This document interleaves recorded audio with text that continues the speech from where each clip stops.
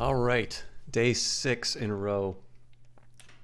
I need a break, especially because my mail didn't turn out. But I was not going to pass down an opportunity to play Cultist Stimulator again. So, you know what? I think I'm just going to jump straight into it, and we will talk very briefly about the game before loading it up.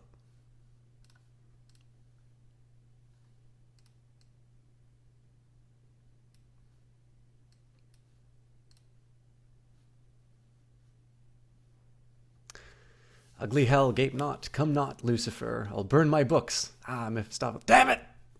I'm never good at reading these things on time. So you'll first notice on this build new music. So I am not familiar with I'm familiar with, but I don't recall the name of the musician. Hello, Leah2. You're actually a backer and know basically nothing about the game except that the creator was behind much of Fallen London stuff, indeed, as well as Sunless Sea. That gives me a nice little introduction to clicking the who is responsible for this. Alexis Kennedy, responsible for design, writing, and coding. It was actually really interesting to go through some of his old blogs and see an old, I can't remember if it was JavaScript or just Java. Anyways, an old version of this. I think it's still playable, if memory serves, but definitely a very early prototype. That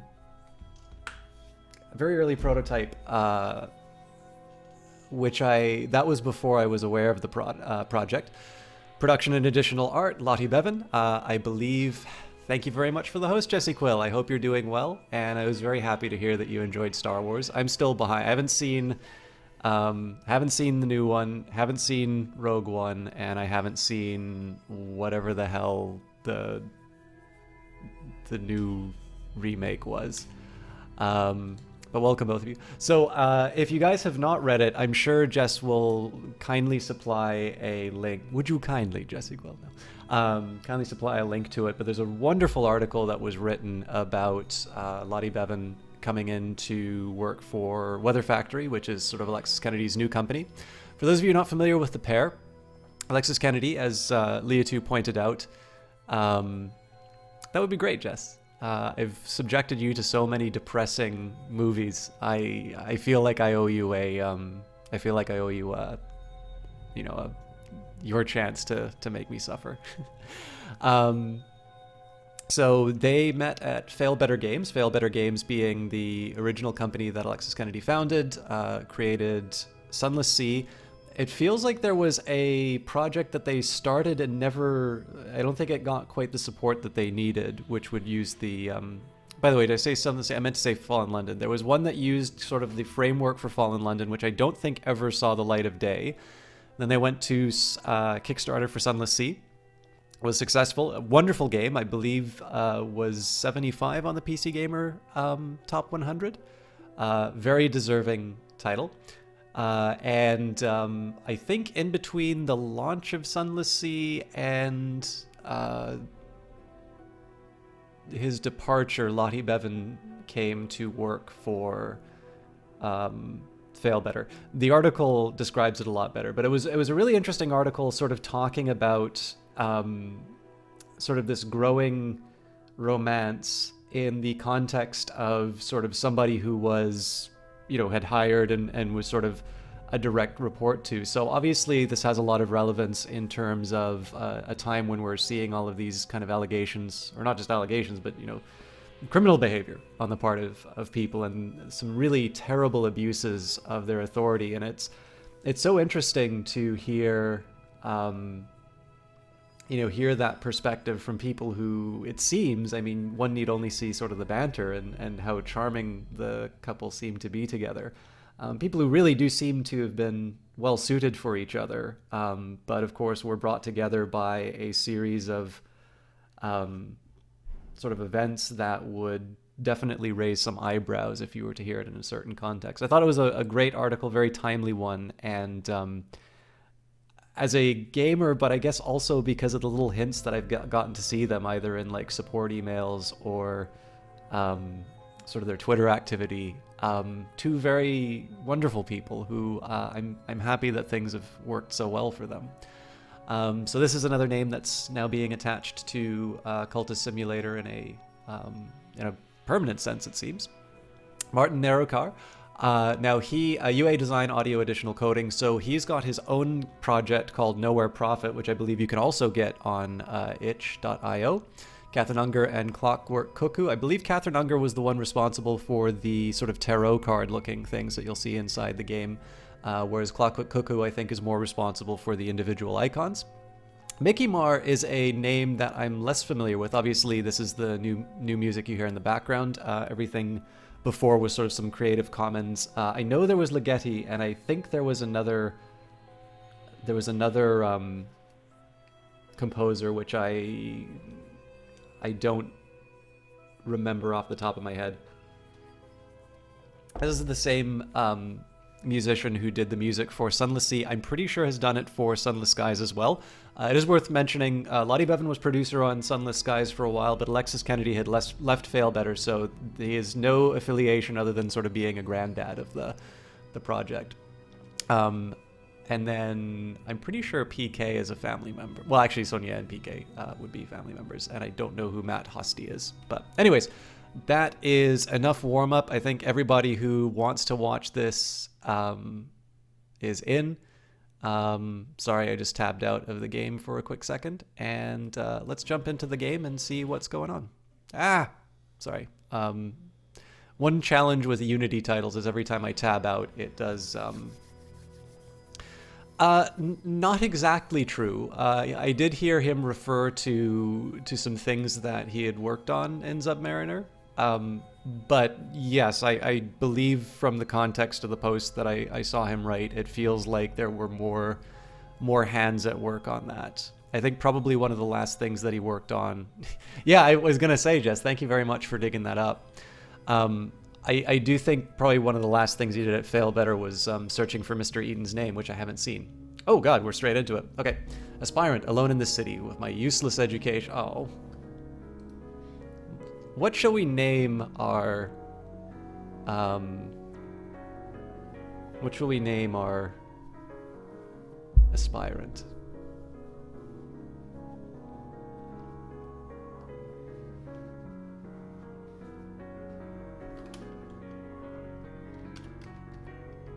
Herodotus. So, some new things from the game. So we've got a pause, normal speed, fast forward options. This is almost a little Crusader Kings-ish, I think.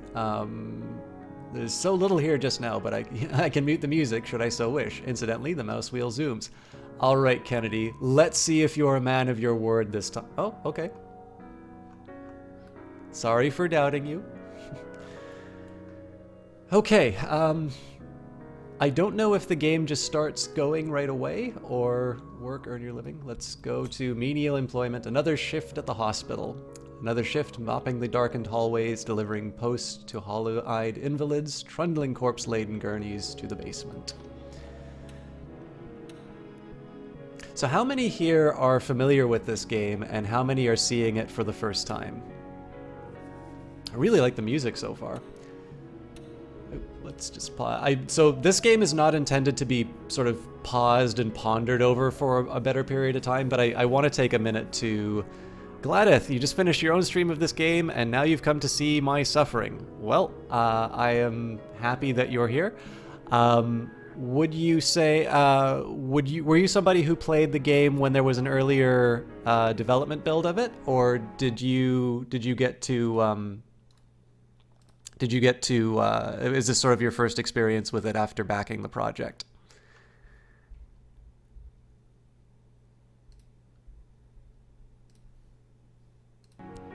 Oh, damn it. Okay, sorry. I'm going to restart for a quick second. All right. Alone in this chilly city with my useless education and my dreams. What now?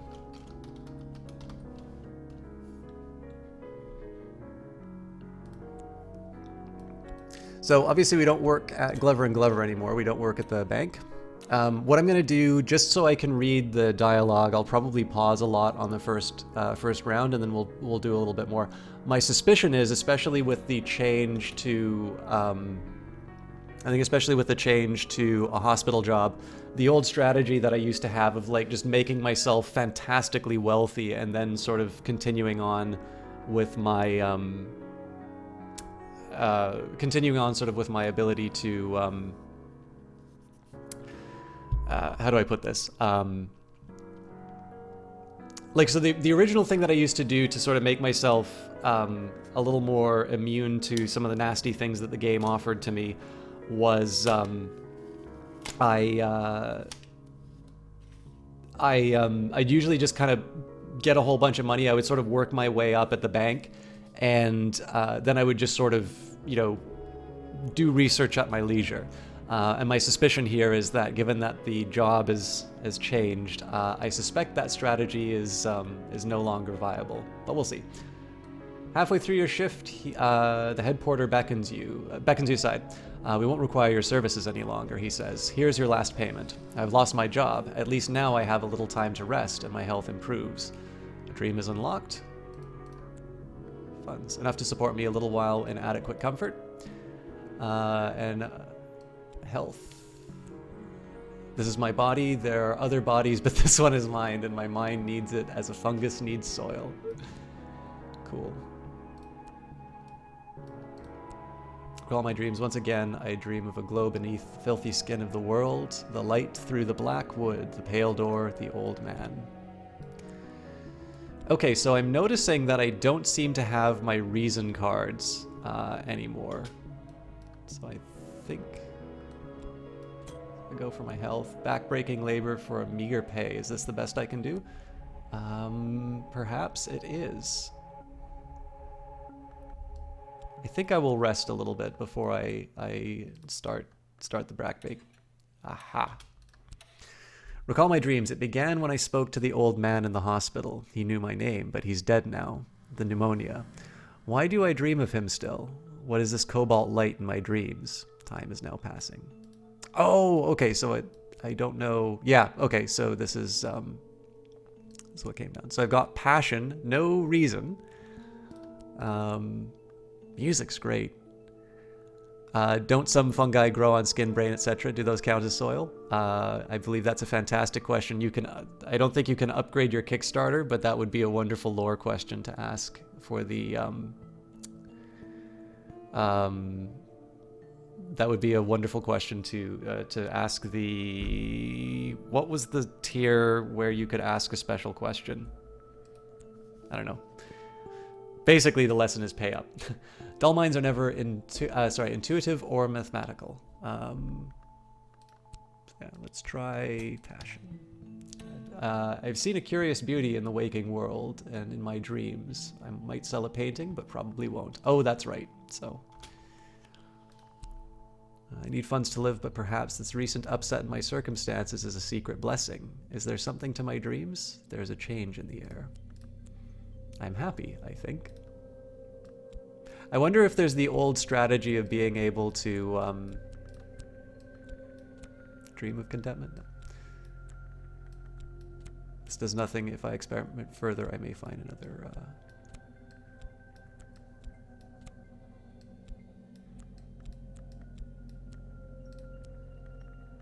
I actually noticed the timer feels. I feel a little less stressed out in terms of things. Let's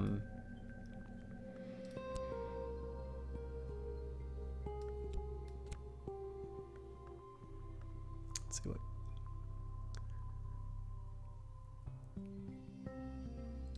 €70 is quite a bit. Thank you very much for subsidizing my entertainment, Leah2. I think I definitely paid up on this one, but okay. Time. The sundial shadow passes. I must have funds to live, or I will become ill. A letter from a solicitor. The old man at the hospital, the one I dream of. He has named me in his will. I'll hear more soon. I think this is probably where the legacy is coming from. Daylight should not touch this canvas. I'll get in trouble. A painting out of the outer mansis.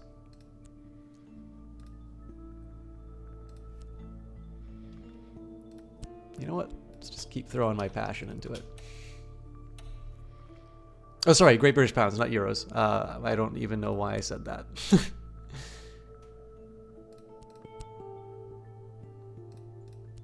So this is where the original sort of demo or prototype came out of.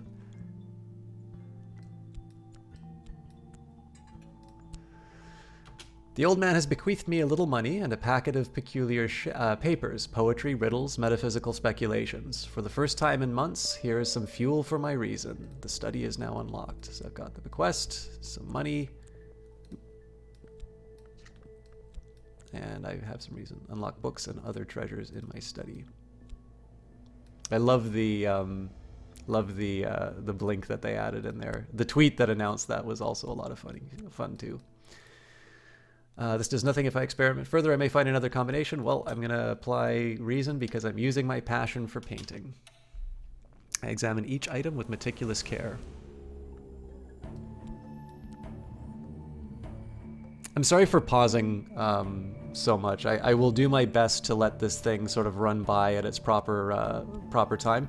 But I tend to notice whenever I read things in a game like this, the world flies by me as I try and read things out. So I'll find out what's important and what isn't, and I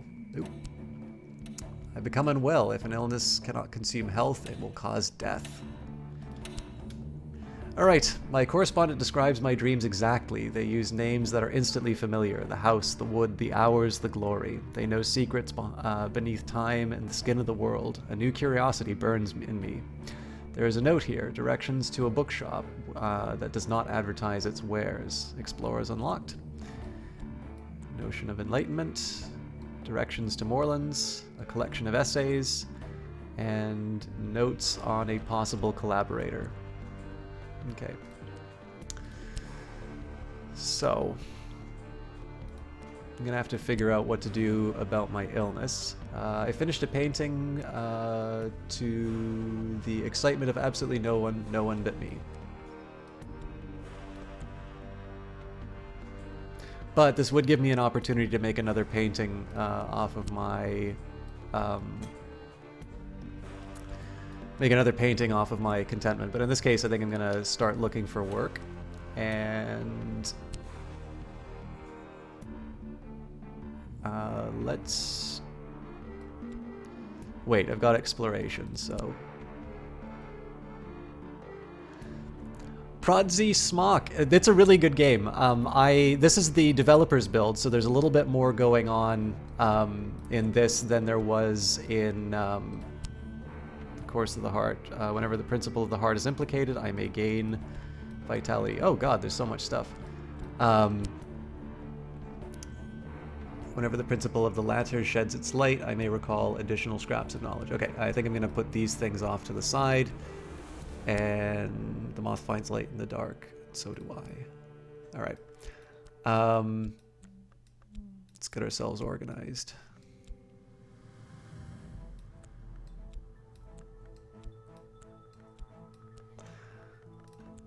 Collection of essays. If the mind is a blade, it is a whetstone. Or sorry, if the mind is a blade, this is a whetstone. Use with 3 erudition to gain reason. Directions to Moreland's cryptic directions to the obscure address of a certain Moreland, a dealer in a rarer sort of book. And notes on a possible collaborator. My correspondent had recorded his observations of me. He believed I had potential. He recorded his observations of someone else too. With time and study, perhaps I can find that person. Okay, so first thing I want to do is explore. I know it said explore unlocked. It's here somewhere. Alright, well, let's study the direction to Moreland's. The directions to Moreland's shop are cryptic. When one deals with the kinds of books my correspondent studied, one must be circumspect. Right.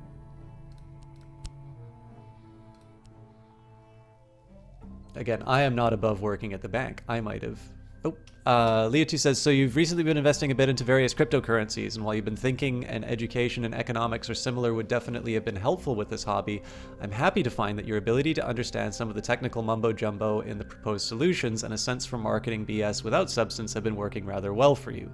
What continues to surprise you is how much such a short sentence turns into such a long piece of text on the screen.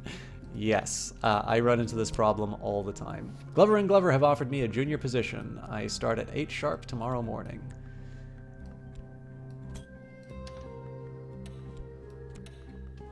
I will work whatever overtime the elder Glover requires. Perhaps he'll appreciate it.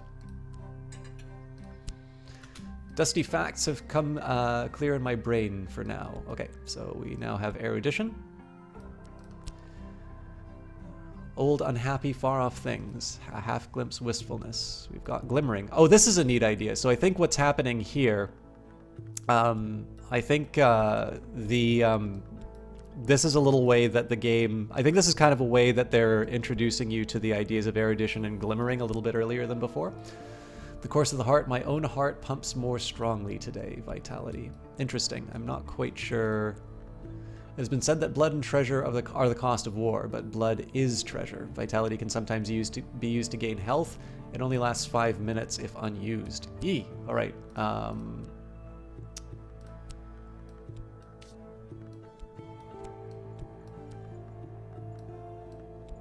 Obviously, the best way to play... So I am kind of ruining the game for myself doing it this way. I'm trying every possible combination. Let's just... dream. Obviously, trying every combination without the timers going down is sort of a way that you don't do... So one of the things that's really interesting about this game, it's oddly... So it's about cults and, you know, it takes place in the 1920s and things like that. This game is really about a lot of decisions that we face on our own, right? Which is, you know, do I go to work and do a good job and live a comfortable, ordinary existence? Or do I feed that little fire inside of myself and do something bigger or something, you know, that thing that I want to do? You know, I'm sure probably, you know, independent game design is what's running in the back of the head of the designer here. But this could be anything. The book that you want to write, the play, it could even be something. So like, I really like social sciences, right? So clearly there are a series of questions that I ask at my job that may not necessarily be as interesting as, by the way, I'm so used to using the middle mouse button to go over. It's weird to push the left one and nudge everything along. But I think probably that's how more people use it. But yeah, that's so in this case here, right? Like we have our life is ticking along the whole time. You don't get to, you know, pause in the heat of the moment and see what's going on. So that's kind of why it's fun to have these things ticking down. Mostly I want to just read the text and move on. And the experimentation should sort of come while things are going by, but I'll try and save that for the second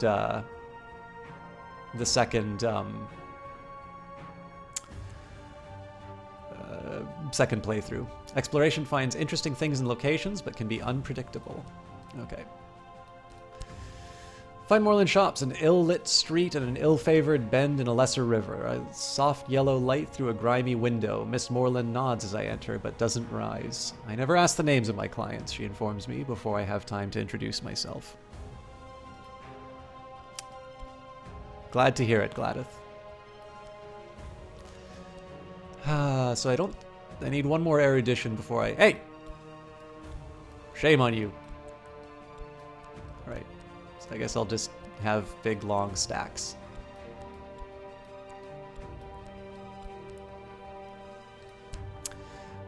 I don't know if I'll have enough money from, Exploration finds interesting things and locations, but can be unpredictable. So... 20 seconds. Yeah, I'll be able to afford it. So, although I'm probably going to need medicine too. But you know what? We'll go for it. It takes time to sort the gold from the dross, the wheat from the chaff, the blood from the water. If I can buy enough books, I'll find something interesting. Oh, you and me both, Herodotus.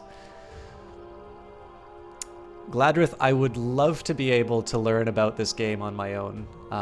There is a general assumption, I think, on Twitch that when somebody's broadcasting it, especially when it's the first time, they're sharing the first impressions, which are really something that you can only get once. And the exchange is that I held off playing this game to show everybody the first time around. And the bargain is that I am streaming it on the assumption that I'm going to be able to have that experience on my own. I think unless somebody specifically asked for advice, it's best on Twitch to assume that they don't want to be told how to play the game.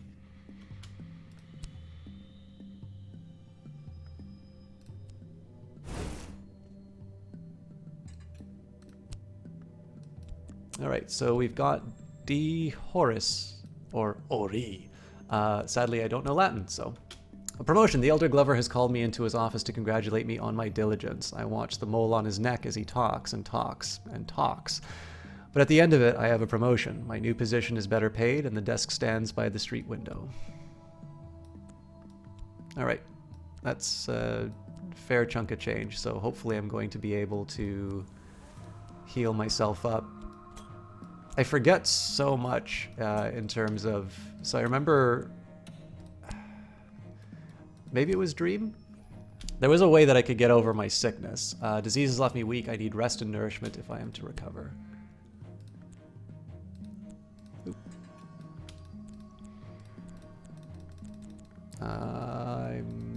I've lost my left mouse button abilities. Well, I just screwed it up. Okay, I should be able to leave. Oh, nope. All right, I'm gonna quickly try to tab out. Yeah, so I've lost my ability to use the left mouse button. I would love to submit a bug report for that, but I don't know what I did to cause that. So we will just quit out of the game. Hopefully we didn't lose too much progress, and we'll jump back in. Obviously, this is an early developer build. If you want a complete game, wait till it's done.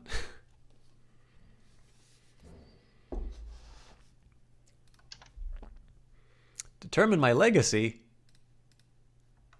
I didn't die.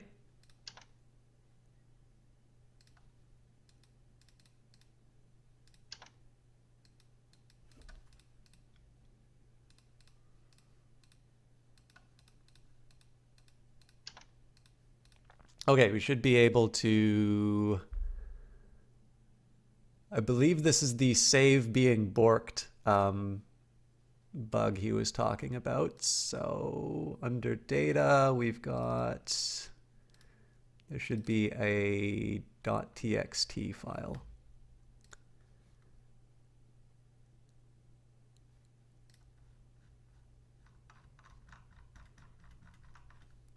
I should have brought the notes up.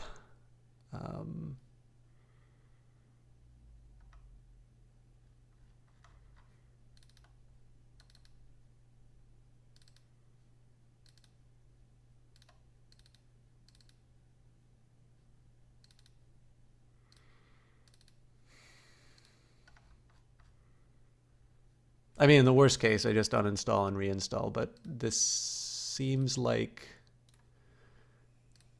This seems to be the sort of thing that was covered in the patch notes.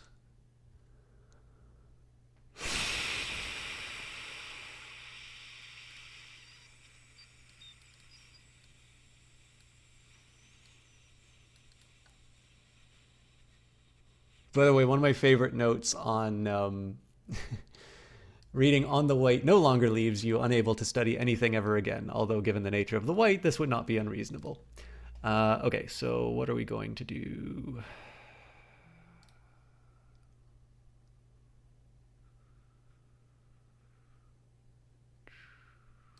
It's primarily a UI update, but adds mechanics for eking out a living as a scholar. Key features below. There are many more books available to read. You can name any character. We suggest you name your character. 3 different legacies allow for 3 different game starts. The game saves when you exit, auto-loads when you return. If you end up with a borked save, you can delete save.txt from C, users, user. Ah, there we go. Okay.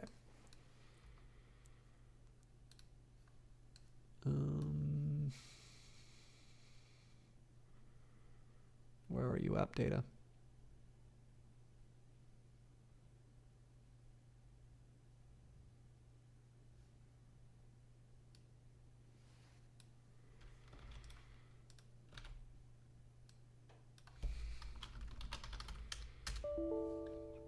Drat.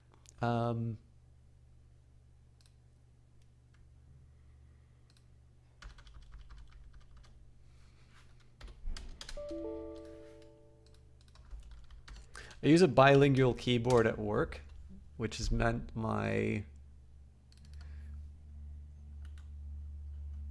Oh, cool. All right, let's just delete these.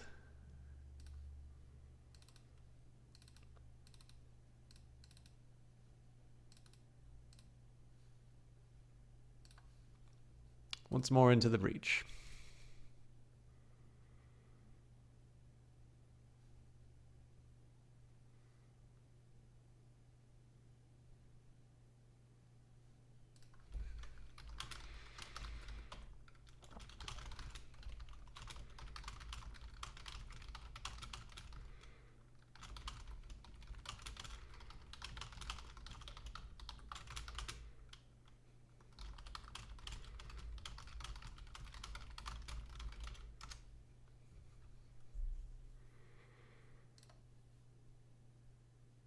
I like the Weather Factory logo.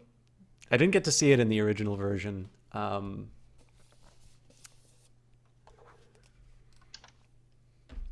Okay.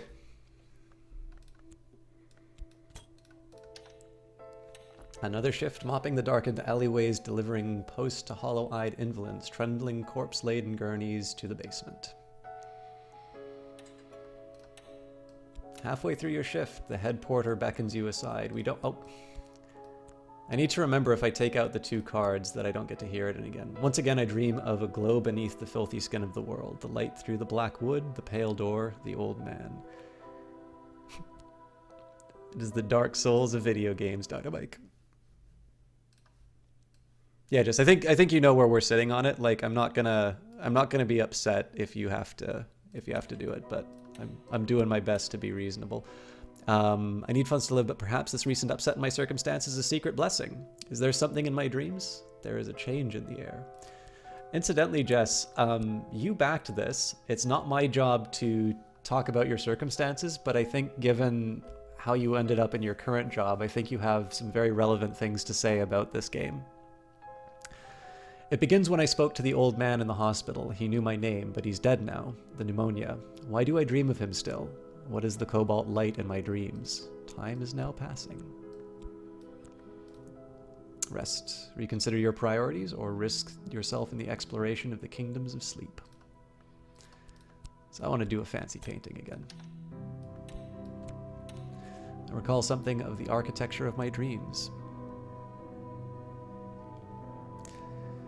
3B, I played a bunch of this today and kind of hit a wall where you didn't know how to progress. Seems really promising though. Yeah, so 3B, I don't know if you played the original sort of demo that he put out, A Letter from a Solicitor, the old man at the hospital, the one I dream of, has named me in his will. I'll hear more soon. I didn't get a chance to play this yesterday when it was released because I was doing a charity cast. So I kind of had all my time sort of spoken for. But, oh, I didn't name my... Herodotus... Oh, actually, you know what? Let's acknowledge the fact that we've been... struggling. Herodotus III. But it's oh,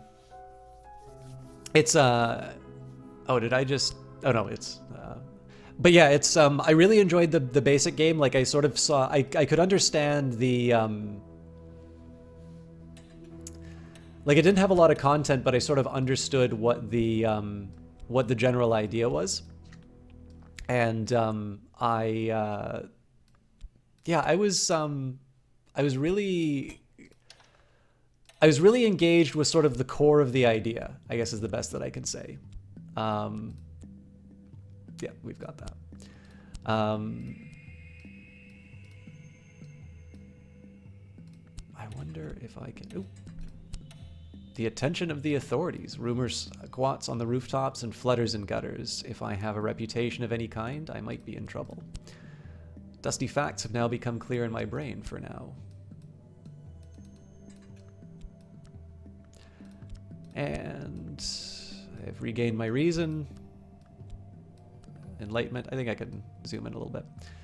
Sorry. Actually, I'll pause for a quick second, 3B, but the current build off of Twitch.io. So that means like as in you were a backer or you bought the game, right? But yeah, I played the early one, really enjoyed it, really liked sort of the general idea. Like I sort of understood roughly how it might scale. But I like the new opening quite a bit. I think it does a nice job of sort of directing your attention to sort of things that took me a little while to understand in the original game.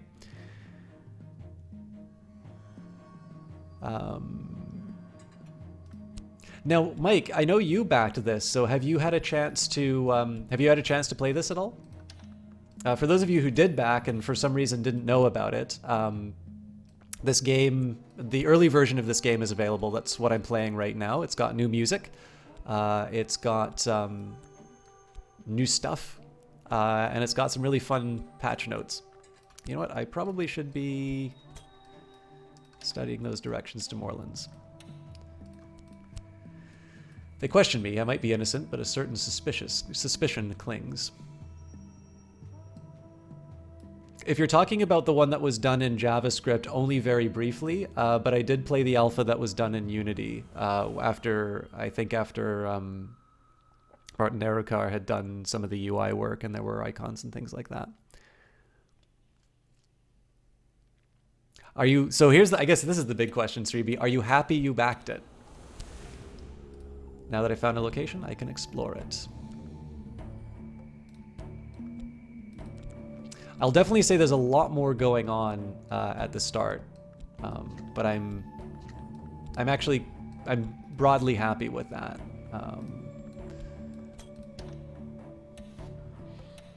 I work longer hours now, but they're better paid. Okay, so we've got Moreland's shop. What's happening to me? Pleasant day. This morning there's a spring in my step. I'm not sure why, because I got a promotion. Some days are better than others. Sometimes the sky is nothing like a filthy street. Sometimes the river runs clear. All right, let's make another... Oh wait, I can't make another painting, but we will continue to dream. Extra effort might help if I'm very lucky. Okay, so I have some worldly resources. Let's buy ourselves a book and move towards what life intended for us. Dusty facts have become clear in my brain for now. Okay, so I'm gonna guess... I mean, the challenge here is everybody's kind of already reported everything, but I'm gonna guess the fact that erudition doesn't stack is a bug.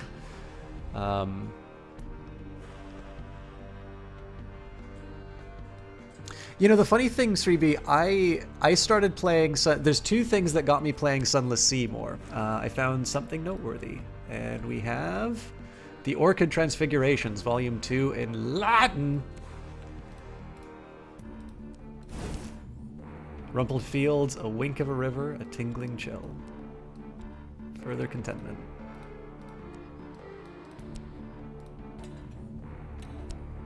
Whenever the principle of the lantern sheds its light, I may recall additional scraps of knowledge. Ink, paper, the fizzling of electric lights. The office is dark when I leave. Outside of the pavement, on the pavement, I turn up my collar.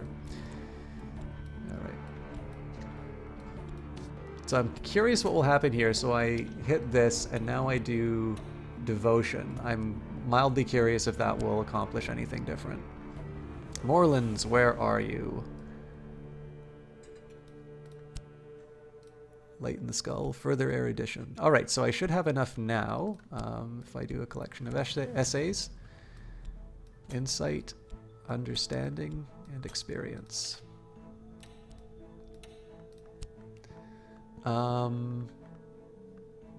There's Morelands. I used to be very diligent about keeping everything together, but...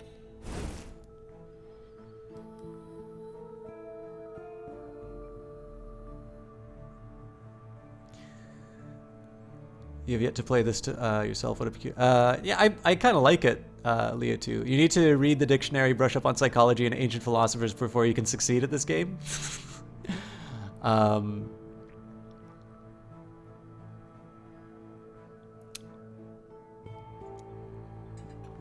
I think that might be a reference to something I said in your chat earlier, Dynamite. Traveling the Night, Volume 1. Okay, we'll get that later. Exploration finds interesting things in locations, but can be unpredictable. I've become unwell. If illness cannot consume health, it will cause death.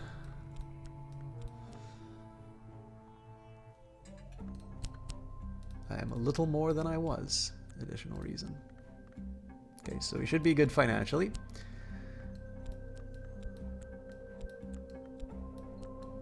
I'm gonna need to deal with my sickness, so in this case, I'm gonna throw all my reason at it if I can.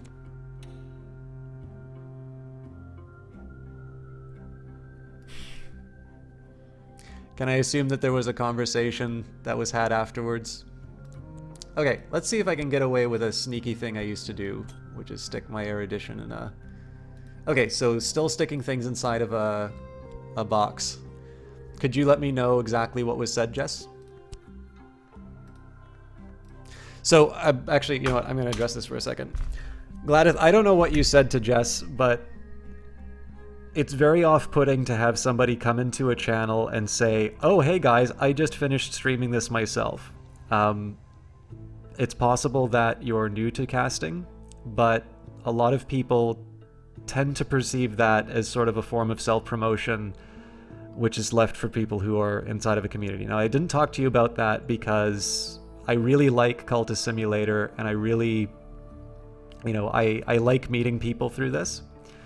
I generally would prefer to be on good terms with people who enjoy this game and share it. But it seems to me that we've gone from... It seems that we've gone from that introduction to backseating, to being told about backseating, to being timed out by my mod, to now being banned by my mod. And while I'm going to talk with her about it after the fact, Jess has never done something that was inconsistent with my choices. So, you know, if you want to talk with me about that, that's fine. My messages are open. But I really, for your own interests in terms of growing your channel in that, this is not the kind of reputation that you would like to get for yourself. So, you know, if you don't want to talk about it, that's fine. You know, I wish you the best of luck, and I'm very happy that you backed this project. But this is not the way to go about it. All right, so it looks like it's kicking me out of things in my study. Uh-oh, the authorities are beginning an investigation. So this is one thing I actually really love about the game here.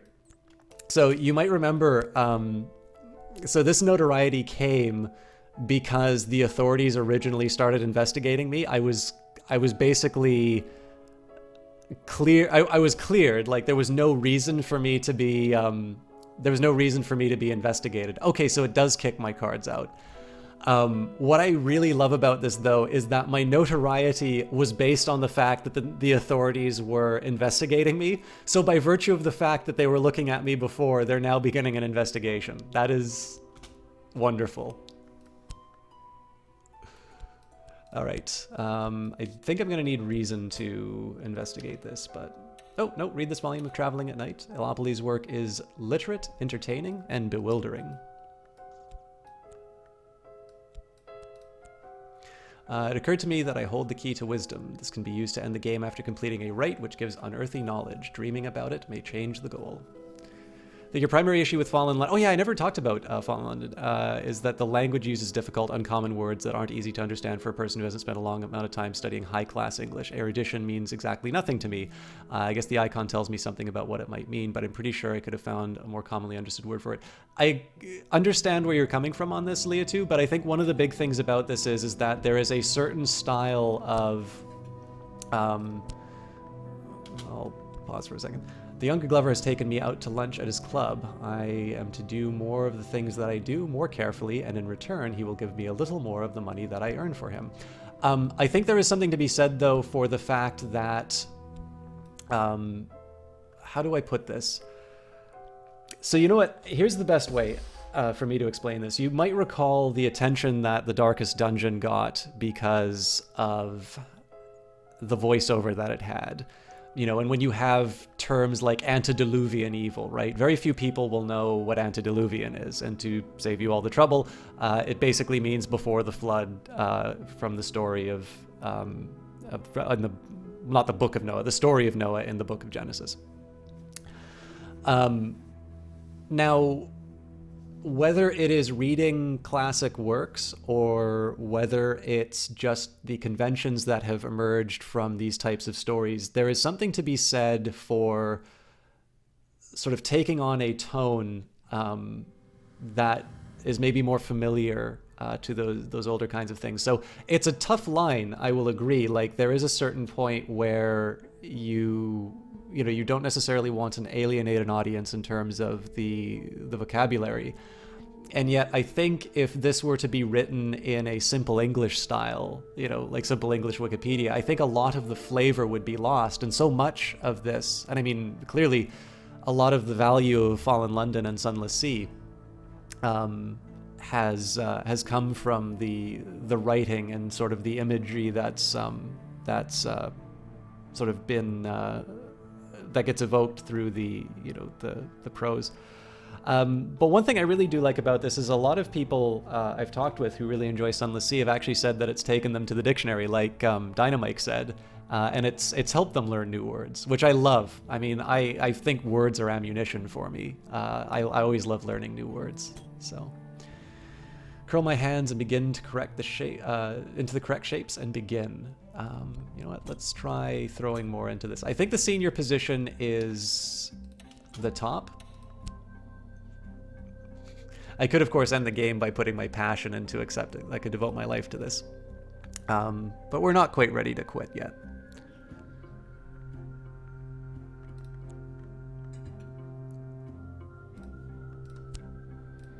The wood lies outside the walls of the mansis. As any students of the histories knows, the wood has no walls.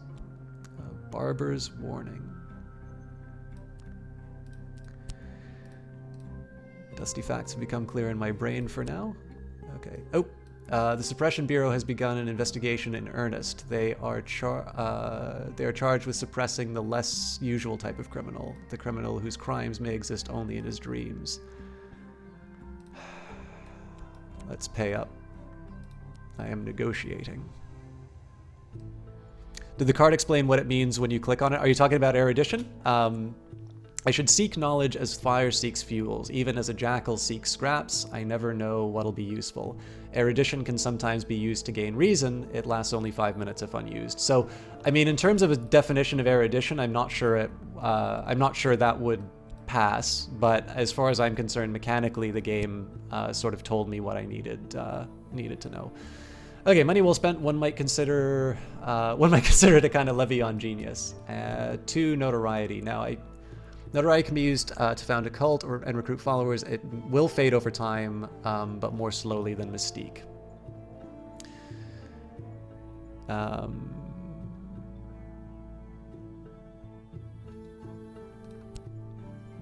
right, not ready to accept. I noticed the colors are different. I wonder if this is an indication that this is the older one. All right, let's find out how I can get rid of my affliction. Okay, so I'm going to need to put some money inside of that, hopefully working at Glover, and Glover will definitely cover that. We probably won't be able to buy new books for the next little while. But yeah, I think this is the big challenge, Leo, too, right? Like, and this applies to anything. So, like, I remember I am always the last to leave, even after the Elder Glover. Okay, 3 funds, not bad. Let's just keep working. Now, I'm kind of curious if I don't dedicate... any more attention to it. So we'll get the nourishment. All I need now is time. And let's notes on a possible collaborator. I think this might be an exploration one, but we'll see. Oops. I have a name, a description, a few tantalizing details, but there are 1,000 faces in this city. So I have a Norton collection, or what is it, Norton Anthology of English, which I really do like. Oh, damn it. I probably could have used this at some point to gain more reason, but I wasn't paying attention.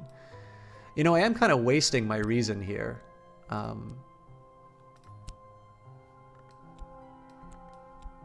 Not quite ready for... Oh. An acquaintance. I await an answer to a letter. And now I have an address. I'll dispatch a letter to propose a meeting. Talk is unlocked. Oh, I've gained some mystique. The sick room grows close and stale. Time to get up. Excellent. So I've got my health back.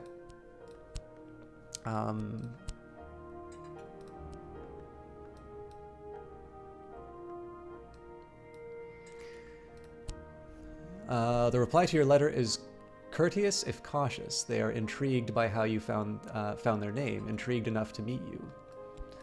Hello, Neville. All right. I remember there was a way that I could recruit people, and I always mess it up, so...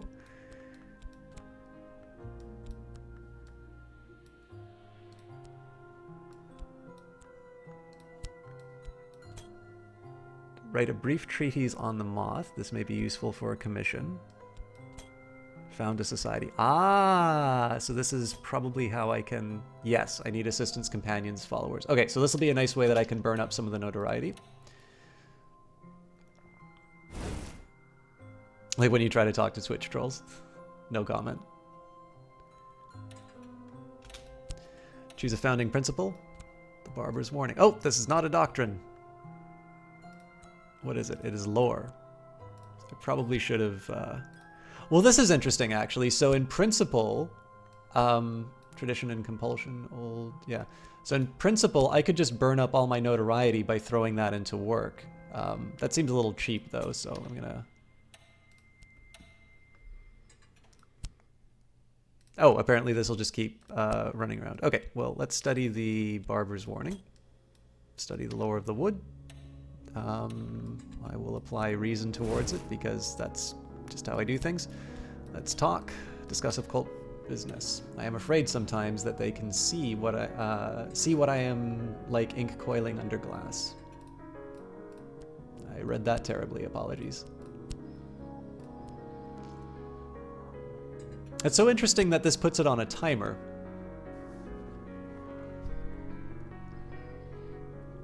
How did I get that, dude? So what I did, 3B, was there was a... so when you get the package from your benefactor, there is a... there's a like a sort of a scrap of information for a contact. So I put that scrap of information into Explore. In the old version of this, there'd just be sort of people that popped up on their own, it felt like. And in this case, I explored the contact details, or maybe I studied them. It's one of the two, and sort of they popped up, and then I gained the talk option to be able to bring them in. Eventually, I'll also be able to turn them into a cult, sort of a cultist. So, all right. Study the lore of the wood.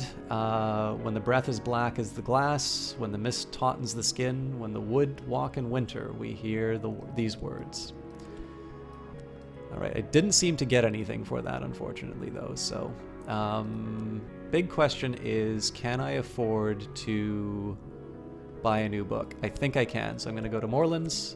I'm going to toss some money at it, and I'm going to get over my really terrible habit of pausing this game unnecessarily. Also, when cards are about to expire, they should be highlighted. Well, I think the countdown on this is sufficient. I've never really felt... I've definitely felt that I've neglected certain things in the game, and I've sort of paid in terms of... I wonder if I can dream about this. Nope.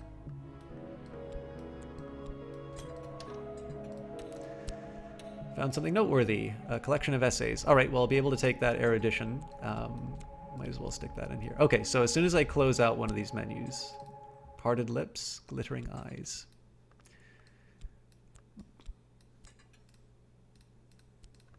Money.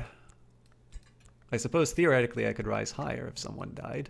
Okay, so we'll just keep cranking this out until I find... Alright, so there's got to be something I can do with this lore.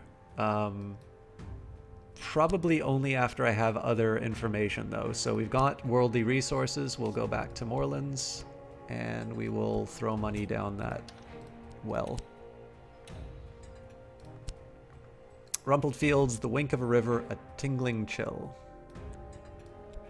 I am content. Can I dream about the Barber's Warning? I may not. I could definitely stand to study something because in a few seconds we're going to lose some erudition. I would be able to get another reason even though I'm not actually using it properly. You mostly mean that there's a 5-minute timer on some of those, which is quite a long time. Maybe the last 60 seconds should be highlighted more clearly. Act now or do this. Well, possibly. Alright, De Horis.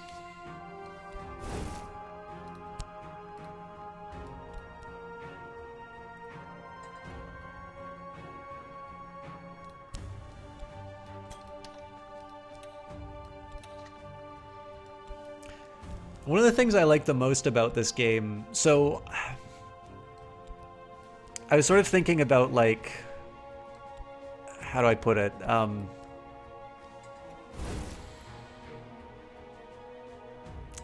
You know, Hearthstone and things like that.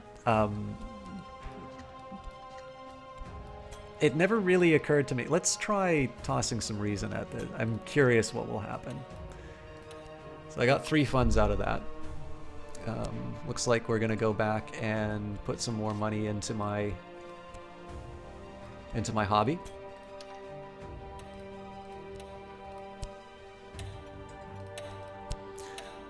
Old, unhappy, far-off things. The moth finds the light in the dark, and so do I. Obviously, I can do another painting, but it's unlikely I'm going to be able to see anything from that, so...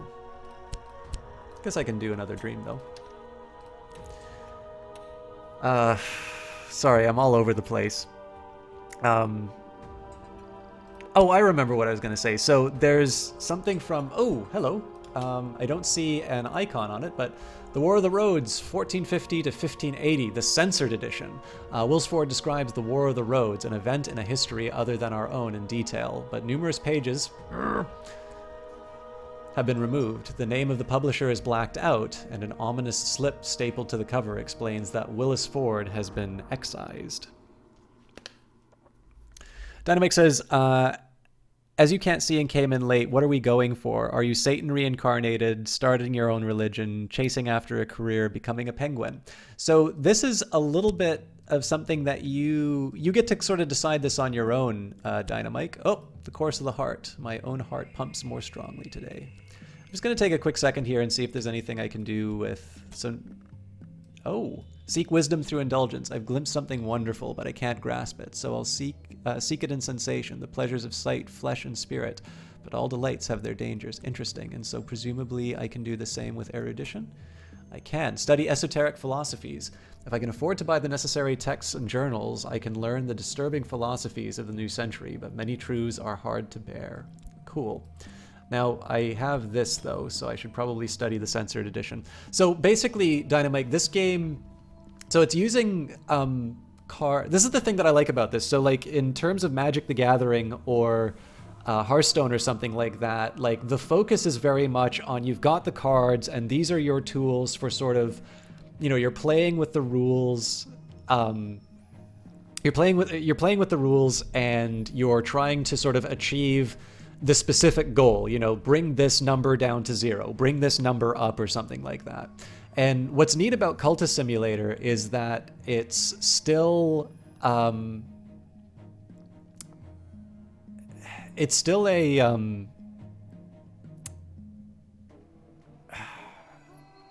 so the idea on this one is that I don't want to say it's like, it's not open world, obviously, but the idea here is that the cards and these different timers are all sort of little representations of things. I mean, in this case, I can see a pretty clear mapping to life, right? Like, this game is entirely about how do you manage your time. The funniest thing is, the best comparison I can make to this game is The Sims, because The Sims is entirely about how do you manage your life, how content are you through managing the most precious resource that you have, time. And I think in a lot of ways, Cultist Simulator is a richer version of that, because The Sims is entirely about filling up these bars and things like that, whereas Cultist Simulator is taking away... I mean, you and I have been talking a lot about sort of what you want to get out of certain things and you know, what your ultimate ambitions are. And I think what's neat about Cultist Simulator is that it's open-ended enough that you can definitely... If you want to play yourself in this game, you can. And you can... You know, like in my case, I'm almost certain that like the proper version of the System Chalk story would be to just click on this here, you know, toss a passion into acceptance and, and live out my life as a number puncher. And then there's some of you who are going to go out and, you will try for a great thing, and it may work out and it may not, and you may be happy and you may not be happy. And the difference here, of course, is that the great work, the play you want to write or the game you want to design or, any of these great passions that you have, in this case, it's represented through this, this understanding of the world beyond, or as they say in the marketing material, picking away at the skin of the world. So what I like about this one is that this game is not about filling up bars and grinding through mechanics or something like that. This is entirely about, what do I want to achieve? You could get consumed by the vicious demon from another world, and it's that is an appropriate ending to this story. That's where I wanted this to go. And so in this case, the goal, I guess the goal is a little bit like if you play something like Elite Dangerous or that, if you want to just explore and you want to be the guy who found that planet that nobody else has ever seen, you can do that. If you want to go and you want to be the best at, at the close quarters combat or something, whatever they call it, you can do that as well. So I think from some of the talks, the designer refers to this as sort of poetic game design. I really like this idea because I was sort of thinking on it as especially for Crusader Kings and the mappings that I've been making with some of the political economy stuff that I know. I've been really interested in this idea of sort of game mechanics as sort of representing some, I don't know, thing from life or some other representation that you're trying to make. And I don't think I've really heard it made as explicitly as in some of those talks. So, I mean, obviously I've jumped in with both feet on this one. It was why I was a little hesitant sometimes to be such a cheerleader for the project, because obviously this really caught my attention in a way that few other games have. But I don't think that's terrible, right? Because I think, to have more games which say, what, we're gonna make a card game, but it's not gonna be about, you're gonna jump into multiplayer and you're gonna bring the guy down to zero. It's these cards are basically little symbols of things that you're doing in your life, and you can decide what to do with that. If you manage it well, you'll achieve what you want, or at least you'll have a good time trying. And if it doesn't turn out well, so much the better. So in this case here, right, we've got the Notoriety that comes up. That is purely because the police started talking to me. And then, you can hear at the station at some point, it's oh yeah, we talked to that guy before. There's got to be something in there. And I had to pay off the police for that. This is, I've got injustice and prejudice in this game already. I haven't done anything. But this is what I really love about games like this, is that there's enough... I think there's enough to go, there's just so much that's sort of sitting under the surface, and if you engage with it, if you treat it as more than just a series of bars to fill up, then you just get these stories. I can remember the last time that I played this, we accidentally sacrificed a cultist, thinking that we needed a human sacrifice, where in fact it was just a financial sacrifice that was required. So, anyways, Light in the Skull, erudition, dusty facts have come clear in my brain for now. Okay, so I think with that collection of essays, I should be able to toss some erudition in.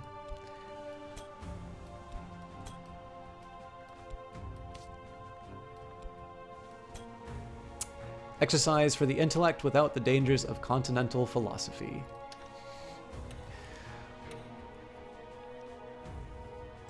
You understand the overarching thought process of the game. It does allow a lot of self-reflection as well. Yeah, well, I mean, that's what great stories are about.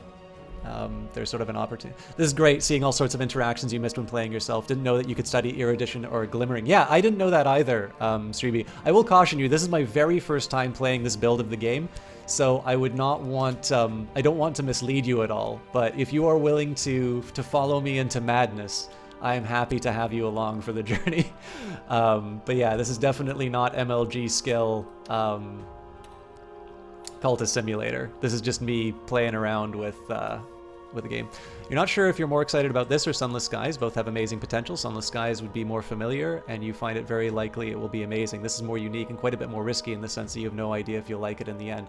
Well, Leotu, this is one thing that I've always said about you. I've really loved the fact that you are... Oh, rumpled fields, a wink of a river, and a tingling chill.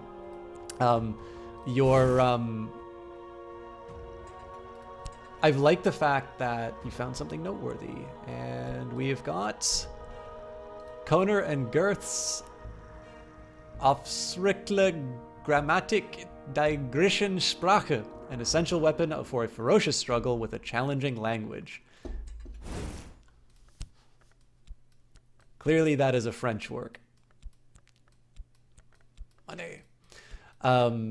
I really like the fact that you are willing to take a risk on just about everything, it feels. You know I've wound up with, of course I have a little Greek already, but I will need more than a little. Well, it's not going to give me the Latin I need, but let's just take a quick second here and see if I can afford to 70 seconds. I think I can afford to do a little exploration. I mean, I've already got a backlog of books that I need to read, much like life, but let's run with it.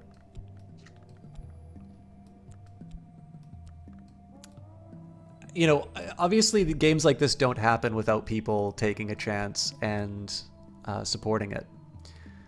But I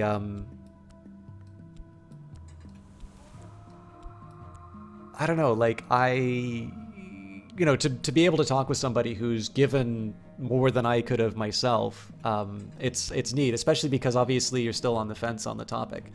The Victory of Crowns, erratic accounts by one Aaron of the hunting and consumption of supposed immortals by shadowy cults of assassins, published in the late 19th century. Man, he was not kidding when he said he put more books in.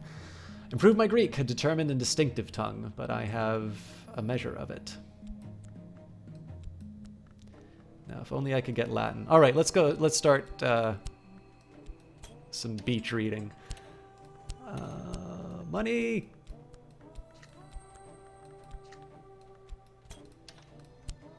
In the past, a score or more of longs were made. They brokered the peace in the forge of days, long enough to set England on a path of early conquest and eventual destruction. The forge itself devoured the greatest among them. There's going to be so much lore for me to... This is the funny thing, too. Like, a lot of people love what they'll call the Lovecraftian elements. I've not really read that much Lovecraft. I have become unwell. Well, at least I have money. Money fixes everything.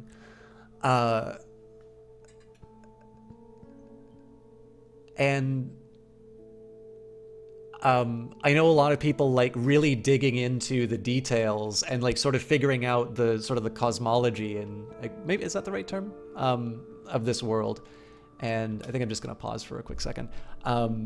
And I enjoy that sort of stuff, but I really do enjoy like the process of playing the game. Like, especially when I'm casting, I'm not going to sit down and think it's like, okay, what was the ranking again? There was the hours, there was the long, there was the so on and so forth. And I mean, it's kind of neat. The thing that I love the most about these kinds of games is that I have no doubt that there is a very specific structure to this world that I'm sort of piecing together over time. But like, to me, I've always enjoyed that process of discovering it within the game rather than sort of trying to sit down and write it all out for myself. It's one of these things that I really enjoy trying to keep inside my head while I play.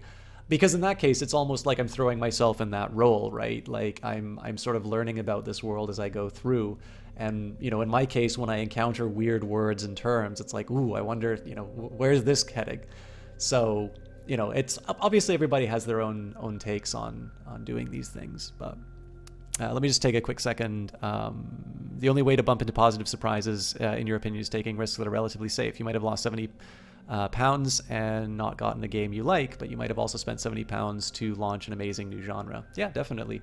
It's really interesting too, because I think in that article that Jess posted, they were talking about possibly doing a noir approach to a game like this. I think this is a really neat thing here, is that there's just so much potential inside of this relatively simple set of mechanics.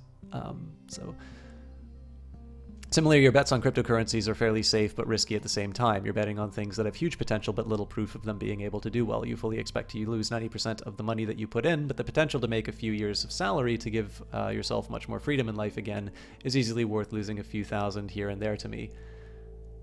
I'm not sure I'd dedicate a few thousand, but I understand what you're saying on that. I mean, in this end, I think really it talks a little bit about risk tolerance. You know, some people are risk averse, but in your case, I think you definitely will give a greater weight to, you know, the potential of something. And I mean, my view on this has always been that as long as people are not putting what they would consider to be an uncomfortable amount, it's the same as on the charity streams, right? I don't want anybody to donate something that would be uncomfortable for them. The whole point of those was to put smaller amounts towards these kinds of things. So it's neat. It's really neat. Jesus Christ, 20,000 euros. I need a better job. But yeah, like it's this is why I always try. This is where I just become like a lame econ student or something like that. Like I always like to say it's, you know, I really don't like putting my preferences on other people's activities, because in some cases, you know, the sheer fact of trying something is worth it, right? You know, like this is one funny story, right? There's an entire, to give you an example, right? So here's a story which is going to be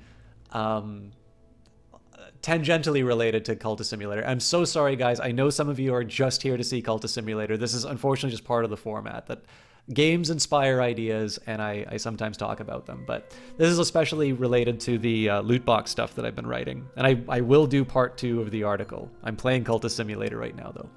So here's a great example of something where I really wanted it, and I've even recently spent money on this, and yet it's not really paid off for me. So back when I worked in film, I had a little bit more disposable income, and I bought myself a keyboard, some good music production software. I do know how to play piano. I used to play trumpet. And I was like, you know what? I would really like to just put some focused effort into making some music. And it's just sort of like, you know what, I'm going to buy the tools and it will follow. And this is the same as, you know, some people will buy a guitar. It's like, I'm going to learn the guitar, and then they do like 2 lessons and they give up. So this is a funny thing, right? Cultist Simulator allows me to model what is a very real experience for a lot of people, which is I dump a whole lot of money into this whole cult thing, right? And I'm starting to get visions of the Mansis, and I'm beginning to sort of understand. And then at some point it's like, you know what, I don't want to read Latin right now, right? It's like, it's too hard. I can't find the right, and you know, it can be the weirdest things, right? So like, here's a way that, you know, this happens in the real world all the time. You know, you've spent so much money on all of these books, and you got that Greek dictionary because, you know, one day you might need to study it in the Greek. And then you get two great works, but they're written in Latin, and you can't find your Latin grammar, and then you're just kind of like, you know what, I'm too tired to go to Moreland's. I'm working overtime at Glover and Glover. And then, you know, you just put that aside. And then the next day it's like, yeah, you know what, maybe I'm just gonna read the paper. And then at some point, you know, you've got this big collection of books, and maybe without even making the decision, I renounce myself to, I renounce my ambitions to become a cult leader. You know, just one day subtly, you drop passion inside of it. I've given up on my dreams. I'll live well enough. That is a completely legitimate ending to this story. It's probably unexciting for the first time around, so I'm not going to do it. But I really, I don't know, I really like this sort of stuff. You find it insane that 3 months ago you were like 40k euros in debt, and now you've got 20k in cryptocurrencies. You're fully okay with losing all of it and just working for a living fairly normally. Well, yeah, that's just it. Like I said, and you know, in some cases too, like the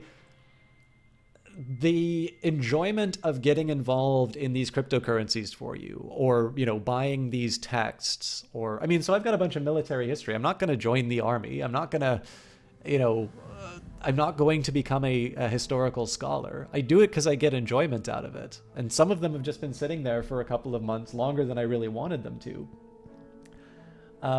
But there was some enjoyment about that pursuit. And so I think sometimes there's a value that we place on sort of the idea of something. I mean, it's like, I have a lot more notebooks than I really need, because I love that idea of potentially starting a new project. I've actually set myself a goal this year of starting to fill up these notebooks, and I've been doing a pretty good job of it.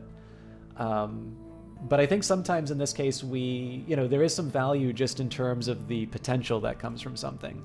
And I think as long as people don't spend too much chasing that potential without without necessarily, like, so the biggest thing is that you don't want to get to a point where you are causing some injury to some other ambitions that you have, or some other, or necessities, right? You know, you need to make sure that you have a roof over your head and that you eat. But I think sometimes chasing the dream is worth it, right?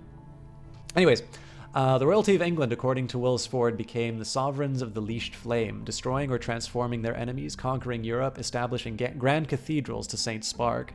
The alliance with the Forge begins to take its toll. The last few chapters are missing entirely. We have a furtive truth. A detail smuggled from an adjacent narrative. Don't speak this where you may be overheard. Let us do the victory of crowns.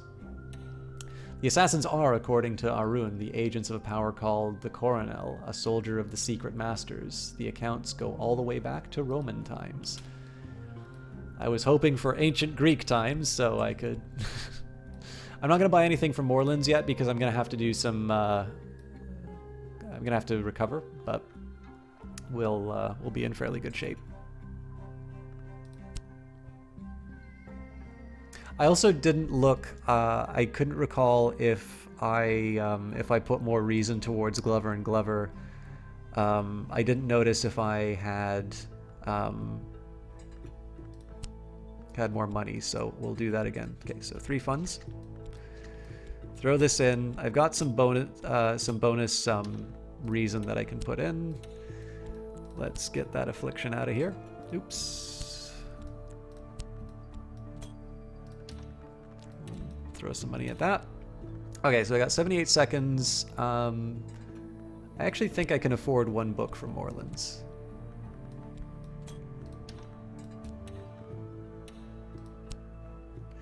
Arun's scholarship is dubious, but she, writes pithily. Incidents of sudden and violent death are interspersed with aphorisms. Ours don't dream. Long try not to. And we have a knife secret. So this is another bit of lore, I believe. When our ancestors forged swords, taught the arts of martial movement, spoke curses on the eve of battle, all these things shared certain patterns. So I don't believe I can study... I can study the lore of the knife. All the greatest struggles end in death. The lore of the knife... Ooh, whoa. My life is slipping away. Crap. And I don't have vitality anymore. Let's take a quick look. So...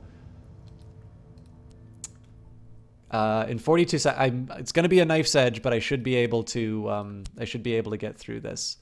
Okay, so if I do the knife secret, study the lore of the knife, Moreland's shop, got another collection of essays, but we have no erudition to work with. Moreland's is going to go off for a little bit. Okay, so I can do more promising research. This project has possibilities. When research requirements appear, I must fulfill them to gain insight. If I gain 3 insight, I will succeed. Otherwise, I may fail. So it wants more, but I don't think it says what. And obviously you can't just smack lore together in a random way. So if I throw my reason into it, nope. And I'm assuming passion will have no other effect. Again, I need to stop the habit of pausing. So as long as I need to heal myself up, I'm going to be able to throw that to into no health is left. This is a great thing, too, because this is, unfortunately, a sad... Oh, hang on. What if I throw a furtive truth? Nope. You know, you never know when sickness is going to strike, and this could be something that utterly destroys your career. Obviously, that happens a little more commonly amongst the poor. Learn nothing of practical use. What if I combine this with other lore? I agree completely. Okay, and same amount of money for the effort, so we'll keep working. Okay, I'm going to cheat a little bit. Course of the heart, whenever the principle of the heart is implicated, I may gain vitality. Throw that in there.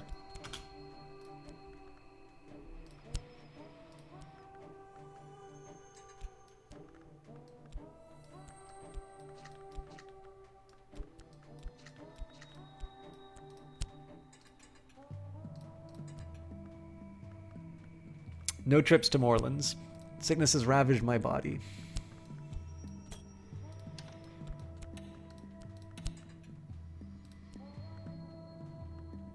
The music on this is really good. It's my own heart pumps more strongly today. Okay.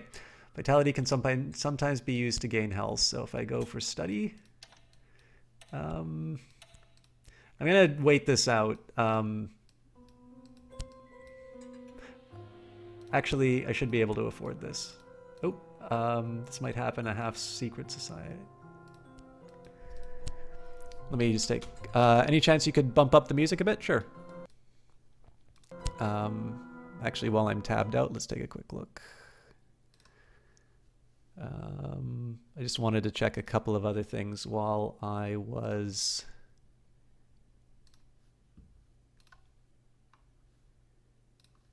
All right, there we go. If you guys could just let me know if this is too overbearing. I'll take a quick second to catch up with chat at this. On that note, I really don't support at all how some people go deep into debt, loan money from banks, friends, or family to invest in cryptocurrencies, build mining rigs, etc. It's not worth that much of a. I agree completely, Leah, too. I wouldn't be doing this if you wasn't money. Yeah, exactly. He, she was one of my favorite little bits in Sunless Sea. Yeah, that's from the I don't remember the first part, the scholar, the one who like has a spider on the end of his/her pen. Yeah, speaking of chasing your dreams, etc., you have your startup ideas.txt files growing too large without you having the ability to try these ideas out. You hope these bets on cryptocurrencies will rectify it a bit. Any chance you could bump up? Yeah, there we go. Seems better. My voice is very clearly louder than the music. Vavex, thank you very much for that follow. I know I'm babbling a whole lot about life, the universe, and everything. I hope you are enjoying Cultist Simulator. If you have not bought it yet, I like it. It depends whether or not you like getting stuff in early forms. So obviously, if you want a completed project, wait till the complete version is out.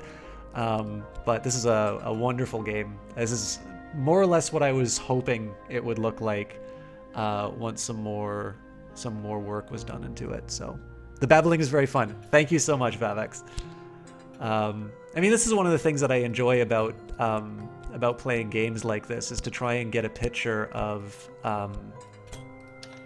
about maybe some of the ideas that were going on in the back of blood drips from the flesh scrubbed boards. My opponent shrugs and salutes. I've gained an injury, which is a problem. However, injuries can be transformed into health with time and rest. Neat. I need rest and nourishment if I am to recover, but the mother of ants looks kindly on wounds. Dreaming with an injury will allow you to recover health. Oh man, this is such an interesting idea. So what if I were to combine the knife secret and the injury?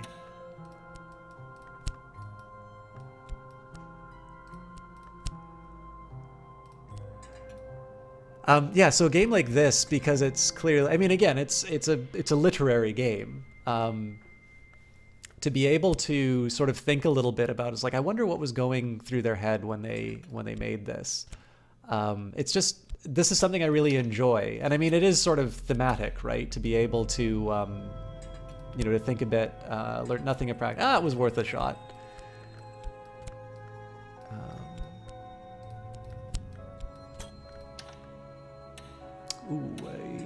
I will be able to afford that. I'm going to be a little tight on money, but you do know Cultist Simulator already, just seeing other people's go through the experience. Yeah, this is our very first time through it. I really wanted to play it yesterday, but I had been committed to some charity streams, so I had to hold back and do my best. It's and I will say too, people have been very good about letting me sort of discover things on my own for the most part, which is one thing I really love, because there's always that risk when you do a game like this, that, and I, to a certain extent, I can understand the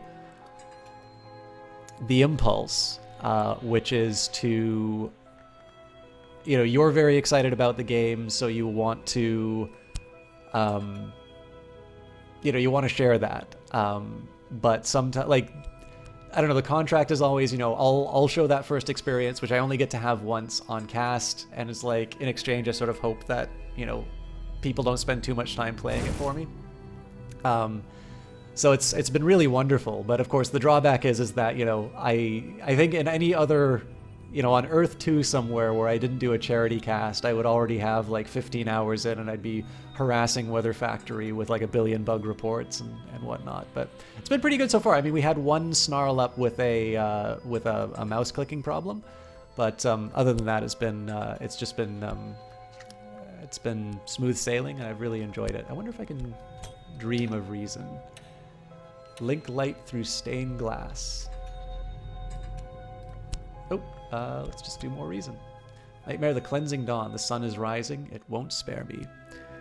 Your first experience with Twitch was on a few channels that were very pro backseating and such, and it took you quite a long time to be able to fight back the impulse when you moved on from that community. I can definitely appreciate that too. It's why, I mean, I've never found a good solution to that. You know, obviously for a while I used to just be as mean as I could because people would really enjoy like the contrast, how I'm a little calmer in person, and instead the you know, and just the sudden, you know, the demon that comes out would be good for a laugh. But especially when I was doing things that were sort of trying to give a chance to show a game off, I didn't really think that was the best thing for, you know, for showing a game in a certain light, right? So I sort of put that away.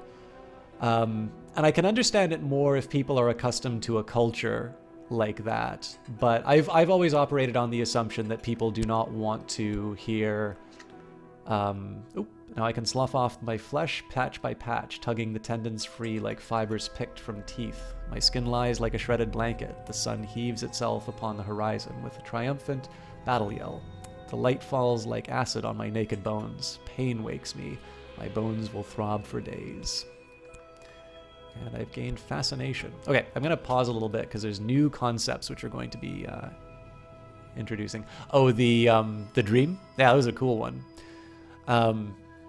Yeah, the biggest I can say is, like, you know, I've always found, you know, if I've done wrong, I seem to remember you were playing Crusader Kings and I misinterpreted a question that you had said, which was thinking aloud as a request for help. And I just think the easiest thing to do in that is, you know, own up to the mistake, you know, and move on. That's always been my best response to something like that. Okay, read this volume of Traveling at Night, which is the annotated dreams journals of Christopher Elopli, sometimes called the only readable occultist. This is the 3rd volume. All right. We missed volume 2, but that's fine. Fascination. Light leaks through the cracks. My mind is brighter than it ever was. Okay, so it seems to be related to passion somehow. Delirium, the higher I rise, the more I see. Hello, Omega 8520. 8,519 others may have got to your name first, but you are the most precious, Omega, to me. Looks like there's quite a few people who like Cultist Simulator coming in. This has been expressed like this. Each hour has its color, but color exists only where there is light.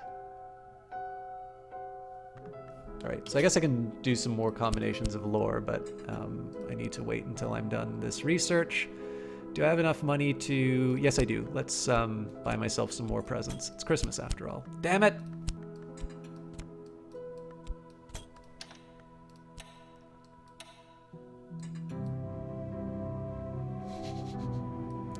You really should play this, Dynamite. I mean, especially because we were talking about your ambitions and what you want to do. I just think this has, there's, you know, it's like a story, right? There's some stories that reach you at certain parts in your life and they really speak to you.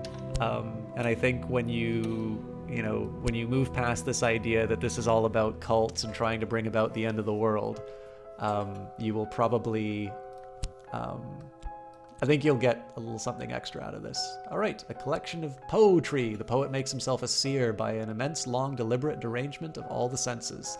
The opposite of wisdom, thankfully. Used with 2 glimmerings to gain passion, though this sometimes fails.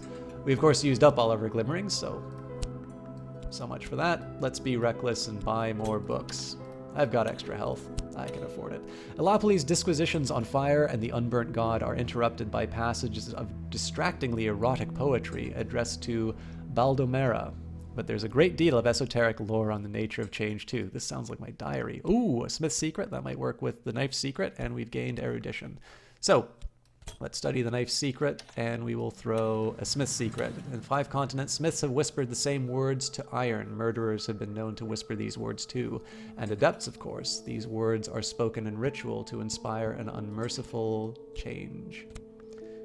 This project has possibilities. When research requirements appear, I must fulfill them to gain insight. If I gain 3 insight, I will succeed. Otherwise, I may fail. All right, new book, De Bellis Muratorum. Oh, actually, this is going to throw it out. Yeah.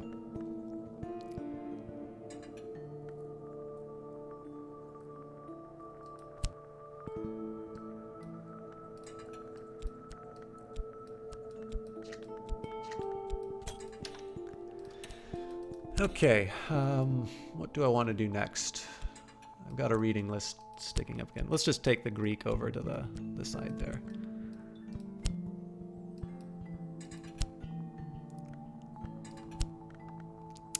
This time this research has failed, but I've learned lessons of experience. Okay. Gained erudition. I wonder if I can choose a founding principle of the Smith's secret. Establish the unflinching order. Nice! An occult society dedicated to the fire that changes and remakes. In the current build, however, all cults are effectively identical. Okay, so there's more stuff I can do now. Including turn Neville into a proper member of the cult. I'm gonna save up my funds for now instead of buy more. Study De Bellis Muratorum by Solipstos. The poem elliptically describes a war between beasts, weather phenomena, and arcane concepts. It's quite specific about their tactics. So the reason I'm going to be saving up my funds for a little bit is I want to turn... Oh, actually, hang on. So unflinching order member. I need to gain awe or fear. So we'll start by talking with... I'm afraid sometimes that they can see what I'm like, ink coiling under glass. So I guess I don't need to save up the funds like I thought I did. Damn it! Again, I've never quite found a reason not to just keep pounding away at Glover and Glover for now. I'm assuming this is because I'm still in the early stages, but I mean, money lasts, so it's not like I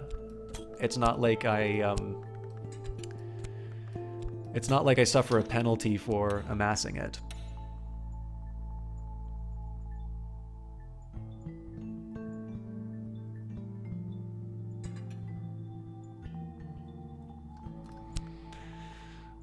The two one-jointed and the horn distinguished, consequently blood. Chiliarch's lesson.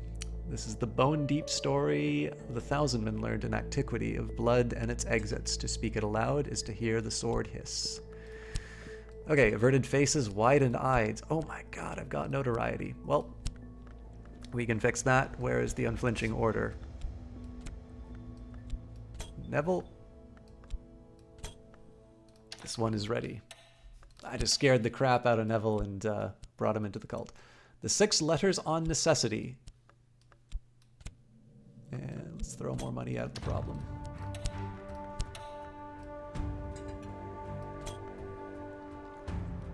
Causley's tone is urgent, as if he suspected he might have little time left. Warnings and confessions about the costs of the secret arts addressed to a student by the 17th century magus and reputed immortal, Julian Causley? I don't know.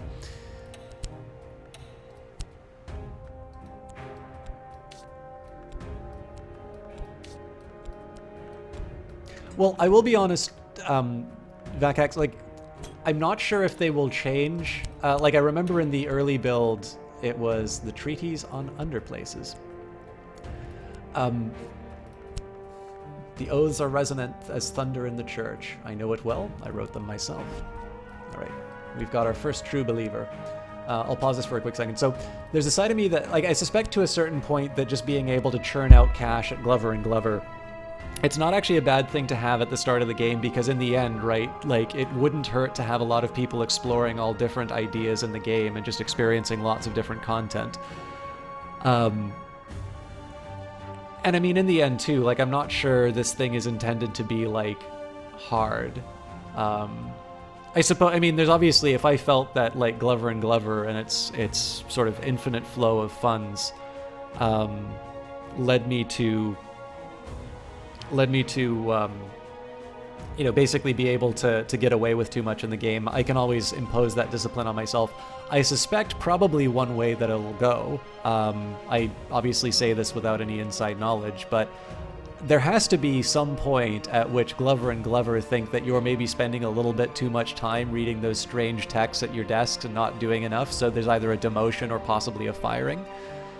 Especially too because that sort of brings you back on a cycle where, you know, you get fired from the hospital and that leads you to go down this path of becoming a cult leader.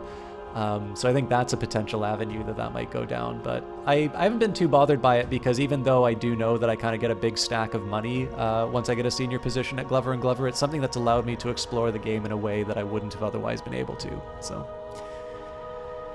in the early build, it was the treaties on underplay. I don't remember this ever being around the early build, so.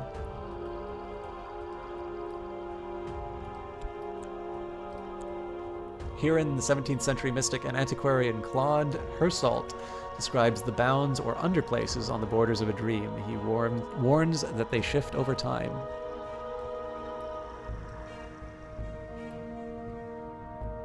Actually, now that you think of that, Omega, this would be a really fun one where I don't think this is quite in fitting with the theme, but it would be fun if you... Oh, we've got 2 Smith secrets and additional erudition. I guess I can use this collection of essays to give myself more reason that I put to waste. But I'm a very smart cult leader. I'm not entirely sure this is the direction that they'd want to go with it, but it would be mildly funny that if you could profit off of being a cult leader, that the...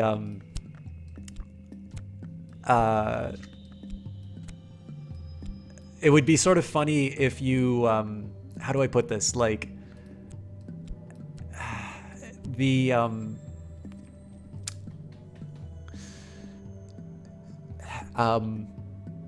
like what you wind up doing is basically making Scientology or something like that. Like you know, your playthrough is to play a cult leader who actually has no dedication whatsoever to the, you know, to exploring the Mansis or anything, and instead is just purely in it for the money.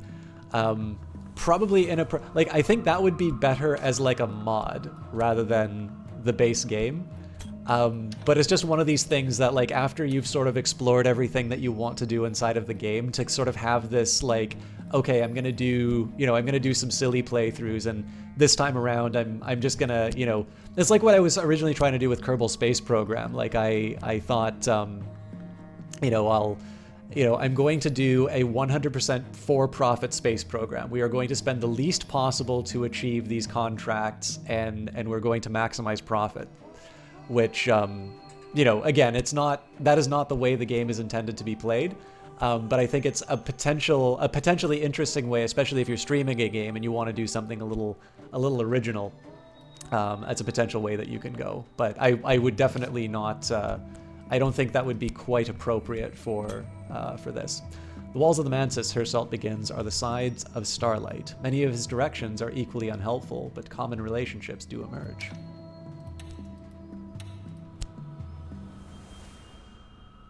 Scientology is an occult. Well, is a cult. It is not occult. I do eventually need to start doing some better research into the lore that I found, but there's just so much of it that I'm a little paralyzed for choice. I am gonna keep building out my library though, because at some point I'm gonna need to learn Latin, and we'll start experimenting in my study once I get through that. All right, Omega, thank you so much for stopping by. It was a lot of fun to have you in chat. I'm really enjoying the game. I don't know how much of that is translating across to everybody in chat. I mean, this is just more, you know, if I'm going to be such a cheerleader for the game on my Twitter feed, I'm not going to, you know, I'm not going to, you know, I'm not going to just say, oh, well, you know, a new one came out. So I'm just going to play this privately. Like, I wanted to share my opening moments with you, but I'm just as enthusiastic about it now as I was when I first played it, so. A picturesque account of a journey through a nightmare interspersed with what might be the partial rites. On the 18th ascent is the bud. On the 36th ascent, the blossom. All right.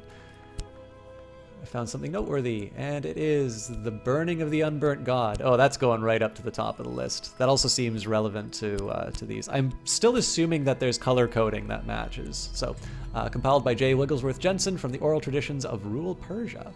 Jensen hypothesizes a pre-Zoroastrian fire deity whose rites were the rites of smiths. Yeah, that sounds like the sort of thing that my cult is about.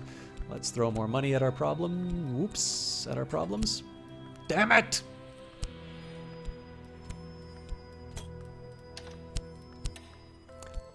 I'm actually relating very much to Herodotus III because I've got an ever-growing collection of books and just random trivia that I have. I've done a rather poor job of properly reading and comprehending. So,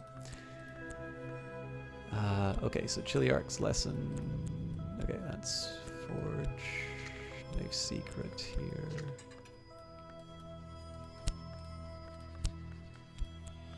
Apollo and Marsyas. The libretto of a lost opera concerning the contest between Apollo and Marsyas and its tragic outcome. The librettist is identified only by their initials, RKNJL.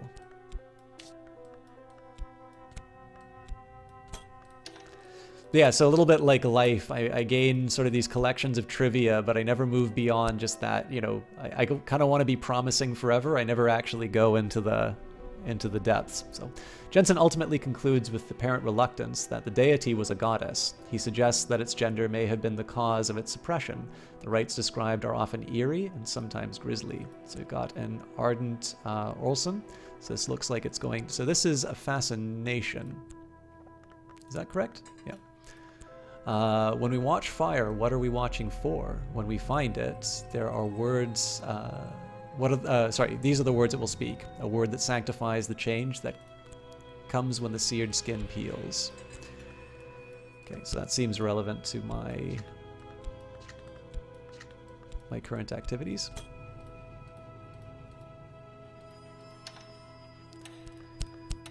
What new toys? The Locksmith's Dreams. Trespasses, the third volume of Teresa Gallagher's examination of parallels and the mystic dreams of artisans. Also, I'm pretty sure it was Lottie Bevan that did this, but there were some sort of these books that were created to, as sort of like these promo images. I really, okay, so let's try the Knife Secret again, and this time we're going to take Chiliarch's lesson. Okay, all conquest occurs at the edge. The one who dwells there cannot see and cannot hear, cannot be wounded and cannot be denied. Edge is the principal contention of contention in battle. So,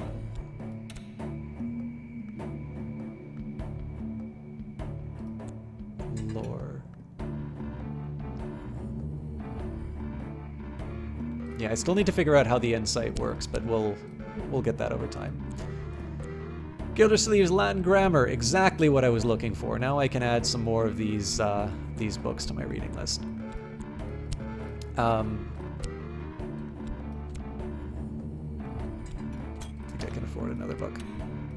All right, Vavak X, quality of life note. You can grab stacks of cards, buy the silver coin with the number to drag around the entire stack. That is a fantastic tip. That is exactly what I'm looking for when it comes to advice inside of the game. Thank you so much, Vavak X. You have saved me a lot of trouble.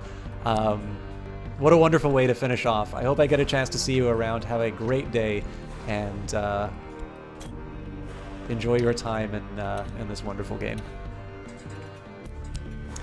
Edge B upgrade description. Indeed. Seems a little... Wait, I lost it. Damn it.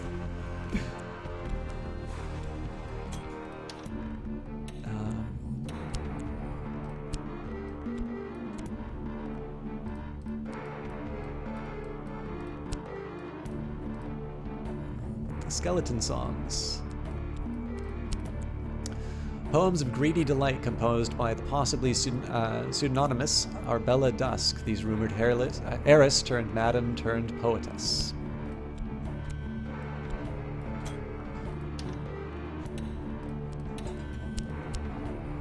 Alright, so I need to throw reason in there. Confusion shrouds the path. I must use more of my reason. task occupies ever more of my attention, but my efforts are paying off. Gained insight. Okay, promising.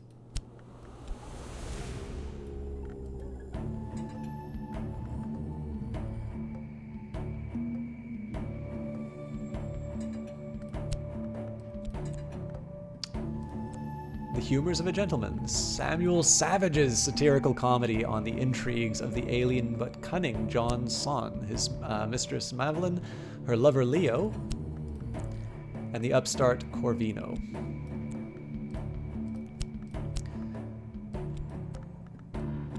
Ah, what a wonderful bit of advice. QWERTY240, how you doing? I don't think I said hi to you yet. Additional reason. Confusion shrouds the path. The task occupies ever more of my attention, but my efforts are paying off. Gained insight. I wonder if the reason gets thrown away when I use that. That's a really interesting idea too. It sort of seems kind of consistent with some of the ideas in the game here, which is that as you continue to pursue some of this forbidden knowledge, a little bit more of your sanity frays, perhaps.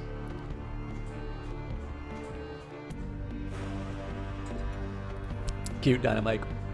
This project has possibilities. When research requirements appear, I must fulfill them to gain insight. If I gain 3 insight, I will succeed. Otherwise, I may fail. Well, no further opportunities for additional insight, so we will roll the dice and see where it goes. At least I have another Smith's secret if it comes down to that. I found something noteworthy.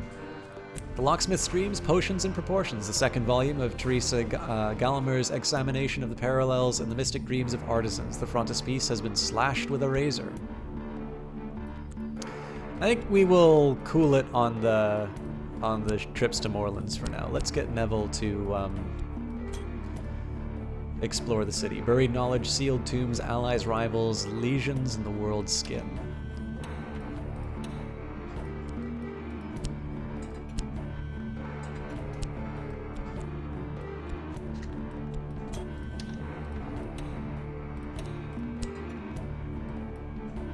Looks like it's just ticking along.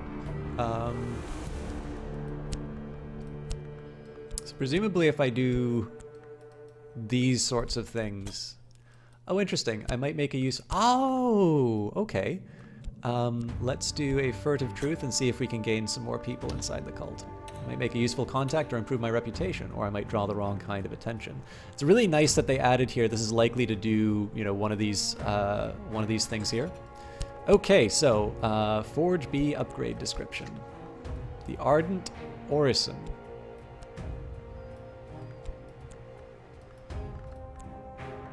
When we watch fire, what do we want? Okay, do I want to do this again? Let's, okay,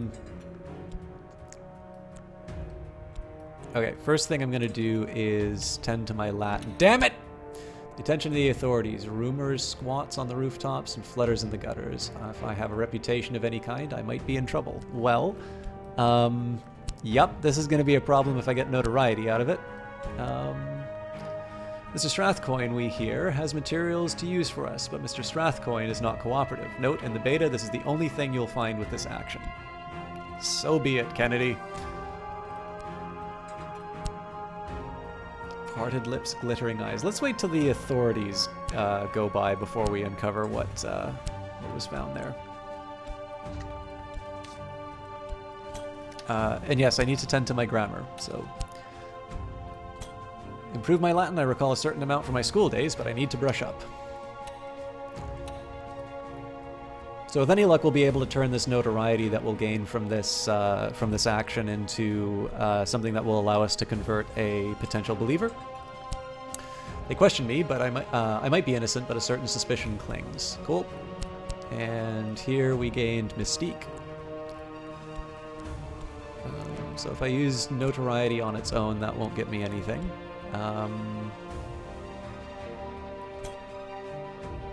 Might make a useful contact. Yeah, I think trying to go for contacts is the best.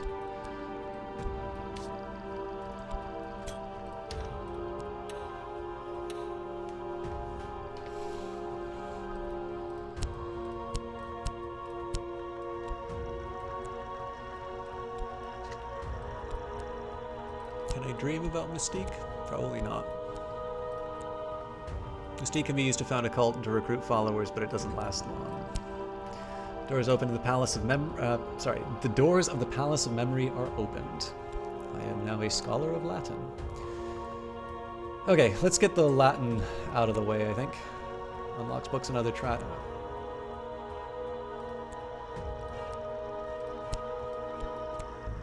This does nothing. If I experiment further, I may... Oop. Oh, I get it. So you drag Latin in, attempt the translation of a text. If I have a text in this language, I can translate it.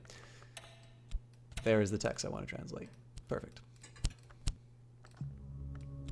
More money. I definitely think, by and large, the amount of money that you can get off of this is maybe a little too much, but not. As I said earlier, it's something that allows me to explore more of the game. So it might be something that I think the biggest thing is, like, there's a few ways that you can think about balancing mechanics like this, and you can say, well, we'll lower the amount that you raise, or we'll. I am getting sick. I become unwell. If an illness cannot consume health, it will cause death.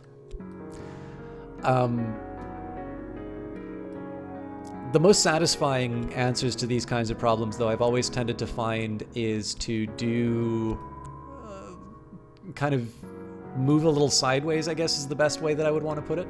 So, you know, in this case, the potential that you lose your job due to too much cult activity or due to suspicion or something like that. If I match the text in the language correctly, the text is now translated. Okay, let's continue to do our translations. So either losing the job, what are some other things that could happen? I continue getting Mystique, so I'm not sure if this is yeah,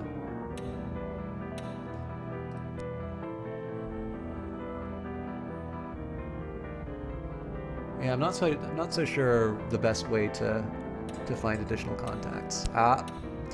Authorities are beginning an investigation. However, I can spend money to get over that.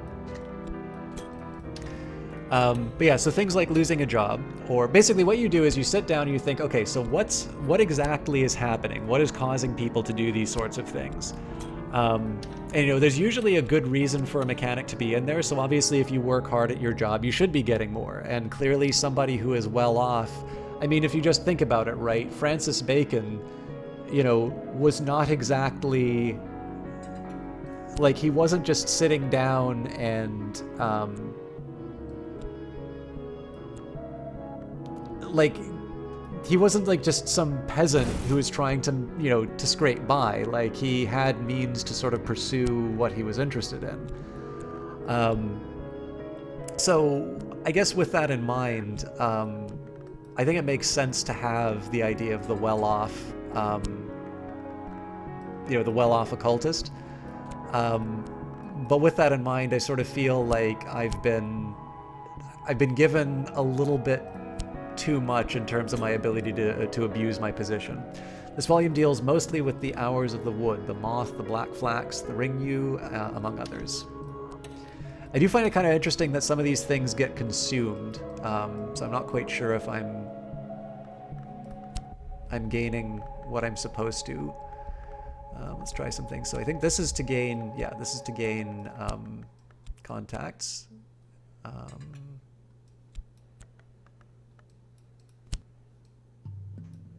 Should be gaining some health off of this soon. Oop, more money. Sorry guys, I know I start a thought and then I kind of it falls off the edge because I'm too busy, covering another topic. But again, further health problems. I wonder if this is just because of the amount of time that I've been playing, and this is my character getting older. 2 notoriety. Money well spent. One might consider it a sort of levy on genius. You know, the other thing I was thinking about the fact that you can't stack these is because they've got timers. The glory is a question, and the moth always answers yes. The black flax's answer is no, and that is always its answer. So we've gained erudition and another barber's warning. Let's keep going through our books. Flood, or pseudo-flood, suggests alignments between the alchemical tradition of Rubedo and older Grail traditions, through the Pine Knight's quest for the Cinnabar Cup. Maybe having a small group of people take an interest in what you're doing, start having a small meetup before or after work, eventually converting the whole cup. Oh, man, that's such a cool idea. Obviously this game is a lot more about sort of the individual. But yeah, I love this idea. Instead of like a Bible study at your I don't know about if you guys have that, but like I work at a fairly large department, so there is a Bible study that goes on, and I love this idea that across from it, there's a group of people like, you know, just going over Hermes Trismegistus or something like that. That's a fantastic. Again, this is really about the individual. In this case, it's almost like your cultists are tools to be used more than anything. But that's just such a fun idea. Seek the cup in the birthing bed, the Pine Knight is told. The midwife at the birthing bed, to his amazement, is the Mountain Mother. In a fit of awe, he both gelds and flays himself. The vigilant storm bursts joyfully from the remains. The Megalesian incantation, the Great Mother remembers. Damn it! Do you guys not get paid enough? Do my taxes not cover your... Alright, let's go read some more red books, because those seem to be the sorts of things that will get me a little more down my path. Let's see if I can do some cleanup too, so...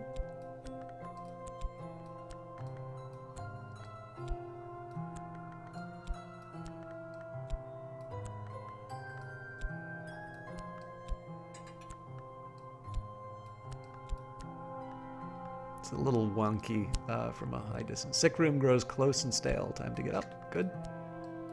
Putting that fire out. I really do like the idea here that like sickness can really just throw the whole playthrough off. Like I'm sure it sucks when it happens to you, but like this idea strikes me. Oop, pleasant day. This morning there was a spring in my step. I'm not sure why. We got to deal with the investigation. I am content.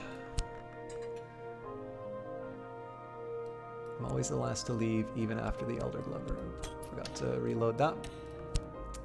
26 delightful fruits, the 7 Christmases, the 9 gardens, the 4 regrets. All right, we've got a red secret. I believe this is something new. It's related to a different task. Let's just keep plowing through it. The Queen of the Vistula is poisoned. The Queen of the Dapper chokes on a fishhook. The Queen of the Tagus is burnt alive.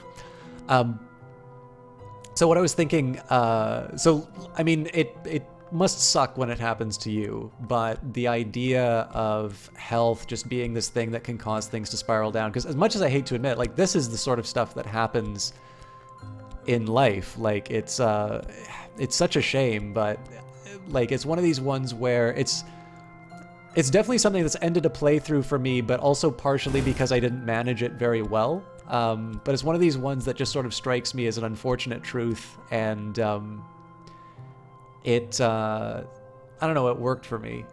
Maybe I just like pain, but...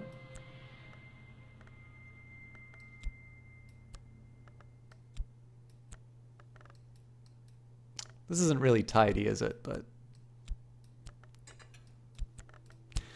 The culprit, it transpires, is the audience. The surviving queens are directed to execute whatever audience members do not escape. A surprisingly lucid epilogue suggests that the correspondence of river names with historical events does provide clues as to secret histories behind our own. We've gained an occult scrap. Secret histories are layered beneath the one we know, like the notes in a rare wine. This is a detail from one of those histories.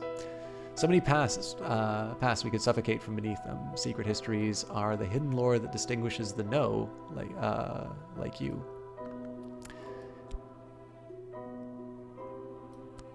Yeah, it's a shame. And again, it's one of these ones where I think Sid Meier talked about this on the Designer Notes podcast. I'm just going to run through this really quick.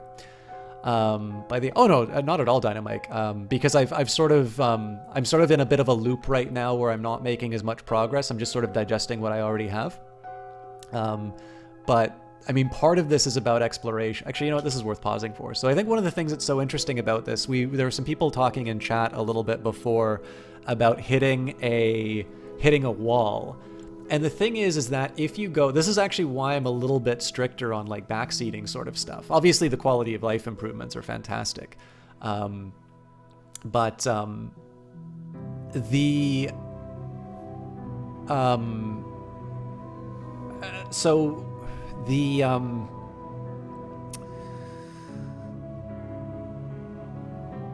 thing that's great about a game like this, so if you sit down and you get, let's say, a guide or something along these lines, and you say, okay, so I click on this to do this, and then I click on this to do this, and I click on this to do this, and then I achieve enlightenment. The usual reaction to something along these lines is, when is there more content? Like,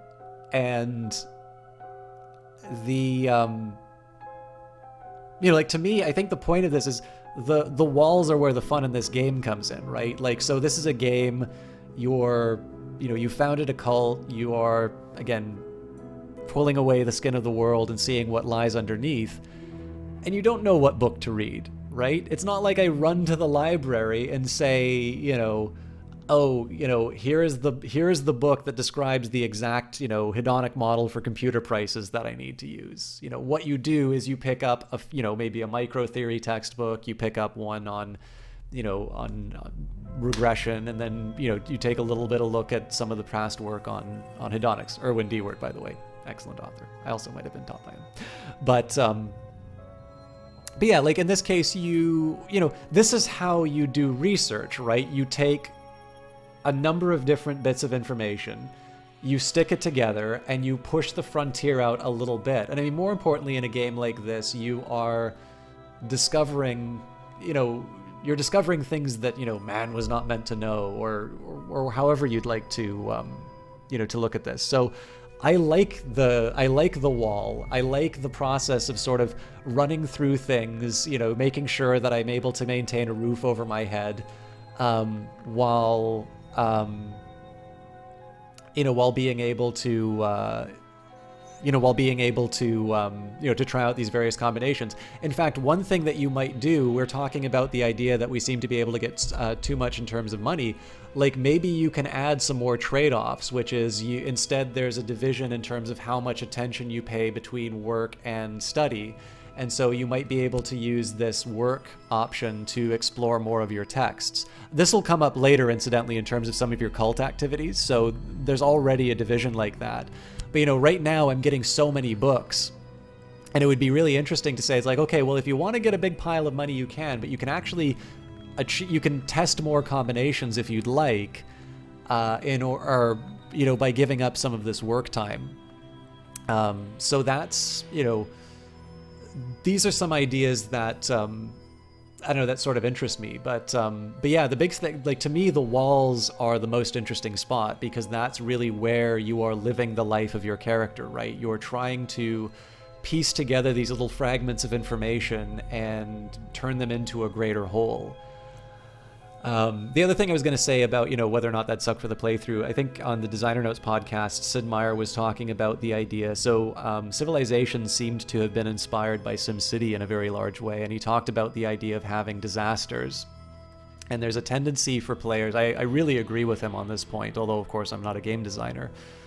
He talks about the idea that players get very sensitive about sort of about feeling like the game is out to get them. It's very easy to get to a point where a random event happens and it makes things not turn out the way that the player had in mind, and as a result they're going to think it's like, well, the game specifically did this because I was doing too well, and that's why that happened. And I suspect, even though Cultist Simulator probably cultivates an audience that is a little bit more interested in a story-going, narratively interesting places, it is still a game. And again, like I said, I was enjoying this experience and piecing together all of these different bits of information. So something that, I think there's a big difference between choosing choosing to do something, choosing to, you know, to say, okay, I'm going to sacrifice my character in the name of an interesting direction that the story goes, is very different from saying, okay, well, the game just drew like 4 events which guaranteed my death. I think the difference is, you know, oh, this is a really cool game and I'm going to try this next time, and this game sucks, it's out to get me and I'm never going to play it again. The play is scabrous and occasionally hilarious. The characters are contrary and capricious. Many of the more resonant lines might well be formula for power disguised in plain sight. All right, so we've gained the Watchman's Secret, or a Watchman's Secret. Let's start, which is Volume 1 of the Locksmith's Dream. Oh, we don't have Volume 1. So Apollo and Marsyas. Damn it! In the original myth, Marsyas lost the musical contest and was flayed by Apollo, who later regretted it. In this version, Marsyas' skin has a further history. Oh man! I'm beginning to think this Kennedy fellow is really good at writing. A pleasant day. On what is contained by silver. In Greek, a bestiary by Pomander.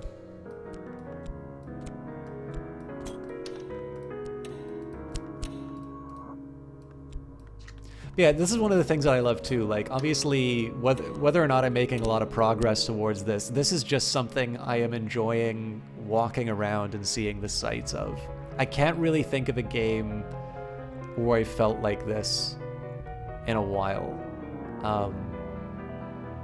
So I'm pleased. I mean, obviously I had a pretty strong prior going in, so...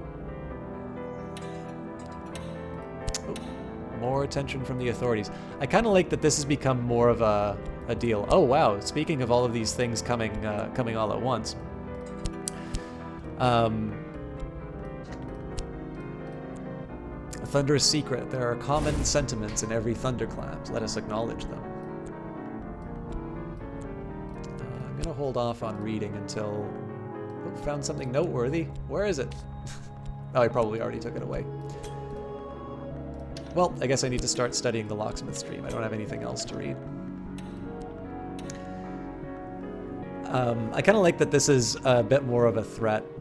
It seems like Notoriety just keeps stacking up, and you have to deal with it somehow. I should maybe take a look at Fascination. Doors of the vision have cracked open. Perhaps I should calm myself somehow. I don't know if I want that, though. That seems like something that'll make it go away. Okay, found something noteworthy. Go away, delirium! Secret Histories. The 17th century mystic and antiquarian Claude Hirschalt describes divergent incidents in 5 major histories. Okay. More sickness. Let's throw money at that problem. We're also getting paid at Glover & Glover. I also need to bribe the authorities in 30 seconds.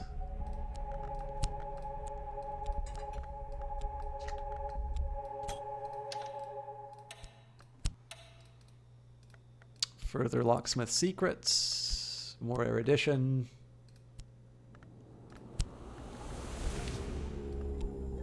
Well, let's keep reading the Locksmith's Dream. We've already got the spoiler for Volume 1. I think I can still afford to go out to Moreland's and buy more things. I have a feeling probably I'll be gaining the material I need by robbing the Strathcoyne residence. However, I think the challenge I face there is Neville is not really...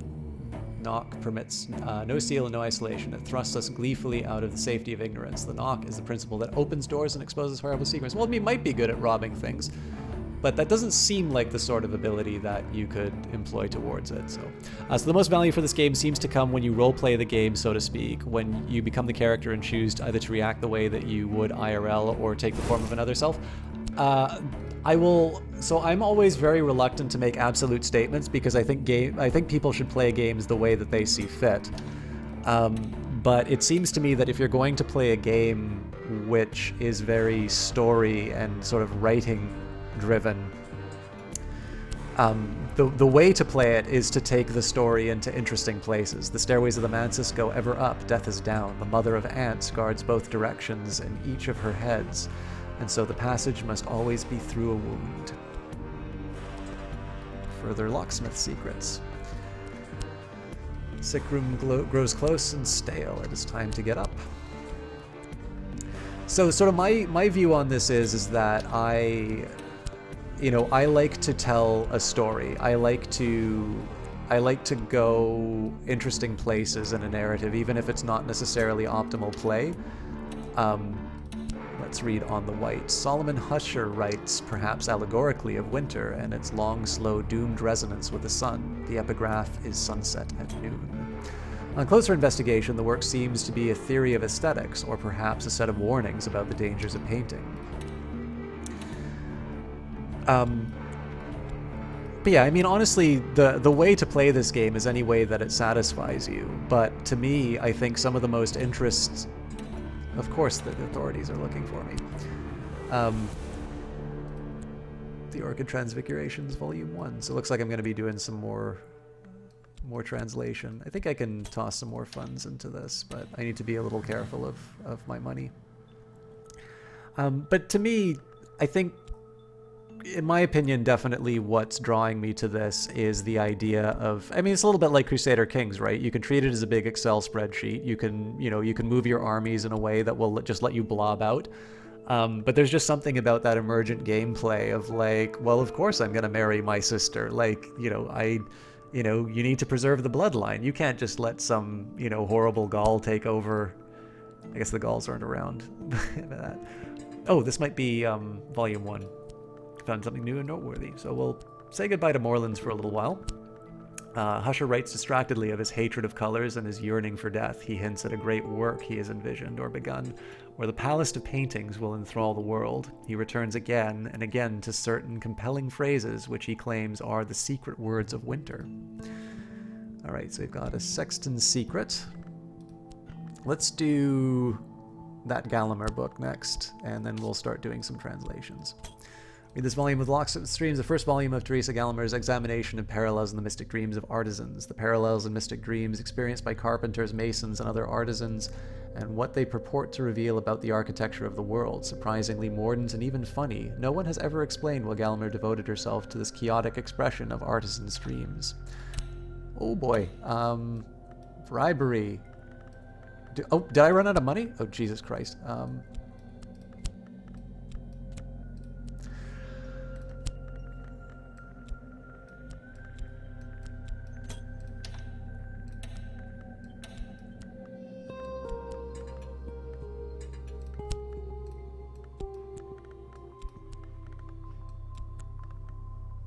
I think we can get through this, but yeah, I'm not going to be buying any books for a while. But yeah, it's, I don't know, in most games that I play, I really like the experience of becoming something else. Even, like, so if you think of something like Wolfenstein, right, I think the story is quite well done in that game. Now, I maybe don't take on the persona of B.J. Blazkowicz, and yet I'm invested in what's going on. All right, well, time and again we hear of the wood which rises from the world's foundation. All trees reach for light. What does the wood reach for? Let's do some essays. I think I'm sort of understanding this idea of putting 3 in versus just the 1. So the trade-off is basically you can get a probabilistic increase in reason, or you can get a certainty. And I'm assuming the trade-off is slightly worse if you go for the probability. Do you have bills you have to pay other than bribing the police? Yes. So as time goes by, the sundial shadow passes. I must have funds to live, or I will become ill. So if you neglect your expenses here, then you will get sick. You can get sick elsewhere, but this is the main way that you will wind up losing, is if you run out of money, you spend too much on these strange books and neglect your health. And this is one of the earliest things that are talked about in terms of the design blogs. The idea of all of these occult figures sort of finding or getting to a point where they I'm a little more than I was. these people sort of starving or dying penniless, sort of in this pursuit of this this goal. I don't know if that was a sort of a I don't know if I'd call that a design pillar of the game or something like that. Study Hirscholt's An Introduction to Histories. The prologue warns at length of the iniquities of one Julian Costley, a former colleague who Hirscholt now describes darkly as a worm of worms. It seems Costley advised Hirscholt early in the writing of the book, but Hirscholt later became suspicious.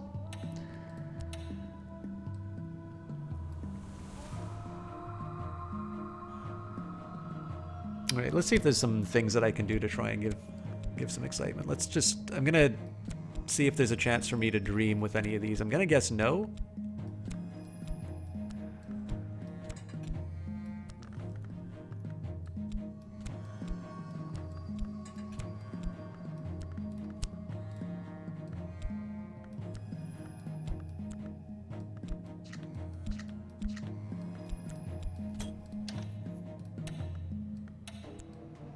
I'm too neurotic for this. I think we already tried. Yeah.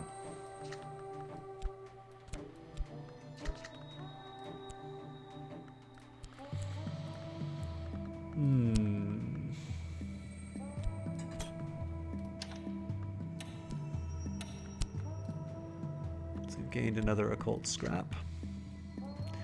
Now I need to do some translation.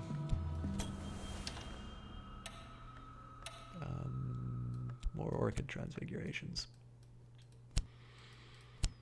So we're getting our finances back. Gotta head to bed, but thanks for streaming this. A pleasure to catch another stream of yours, and definitely the best place for you to learn about how this game works. I'm glad that you enjoyed it, Leah, too. Obviously, this is only going to take you so far.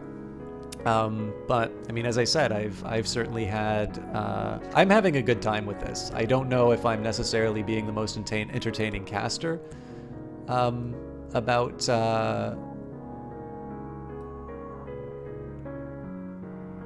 the game. And this is a big worry, right? Because whenever I play a game that I really enjoy, I've lost my Latin book again.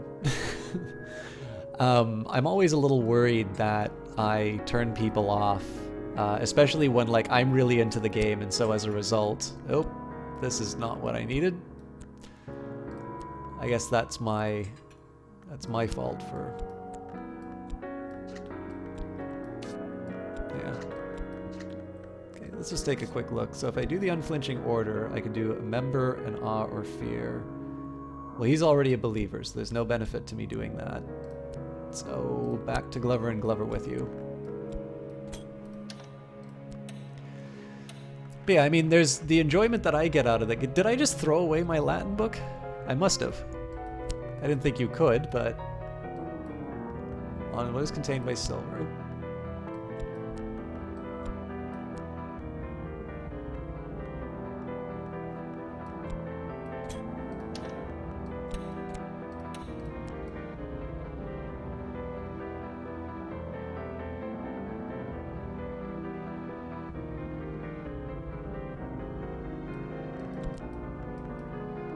Oh, you know what? It could be that this doesn't, it could be that this is supposed to go away and it doesn't.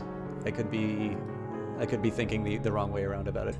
But yeah, I mean, obviously I want to show off a game in the best light that I can, but when I'm doing something like this and just, reveling in it, like I said, I just love kind of walking around this game and exploring what it has to offer. The best I can do is just sort of ramble and hope that people are tolerant enough of my, how enamored I am with the game. But, yeah. I don't understand what's going on here, System Shock. There are wheels, knobs, timers, and other bits. Yes, so MC11, did you watch me when I played this originally? It's not a big deal if you didn't, but it sort of depends on what I assume. Because this game is not as difficult as it looks. I thought I translated this, but...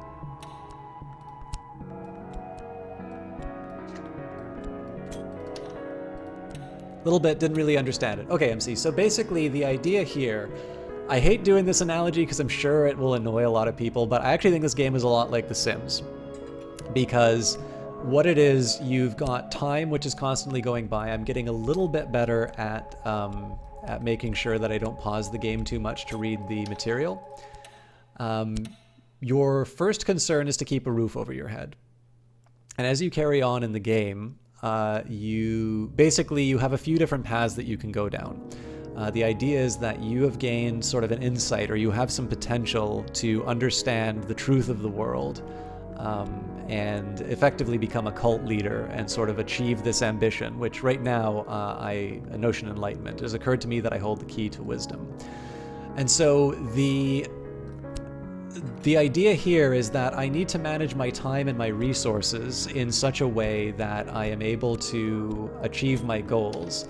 But there's a bunch of things that are going to get in the way of that, such as I might draw the attention of the authorities, or I may discover that I've become too sick. I've spent, too much time buying books and doing research that I can't afford rent, and so I'm sort of out on the street and I get sick and potentially die. So this is a card game, but the best way to think about this is, rather than being something like Magic the Gathering, where you're trying to get your opponent to 0 or something like that, this game is a little bit more, each card sort of represents something in your life. There's some very direct ways, because obviously, you and I may not be people who will ever found a cult, but clearly there is some ambition that we have. There's something we want to do with our life, and sort of that's basically what the cult is in this game. It's that, that magic or that spark that we have inside of ourselves and what we want to achieve. And so,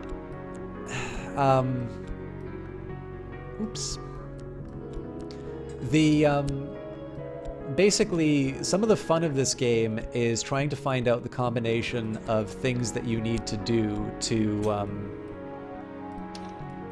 get a little bit further. So we've now founded the cult. And what I'm trying to do is I'm trying to study these different sort of objects that I have. I've got the Red Secret, a Smith's Secret, I've got occult scraps, Barber's Warnings, Chiliarch's Lesson. I should actually probably pair these off in ways that I think make sense. So Smith's Secret is a hammer, Chiliarch's Lesson is a knife. We'll keep the secrets together, so Locksmith's Secret has a key. Do I have any keys for symbols? I do not. So I've got a Red Secret, which is what? The Grail. Do I have any other Grail? Okay, well, an Ardent Olson would be the Smith's Secret. Megalesian Incantation, so that should go to the Red Secret. Oop, got some money. But yeah, so the best way to think about it is each card sort of represents a thing that's going on in your life or a resource that you have, and it's just simply about managing your time and resources in a way that will allow you to sort of achieve your ends, which in this case is usually to bring the dawn or see what's beyond. I quite like it because it's very open. Very open-ended, so an occasionally coherent catalog of the secret gods. This is an English translation of a volume describing the enmity between the Lionsmith and the Tribune of Scars. This volume deals mostly with the Lionsmith, the Tribune of Scars, and their enmity.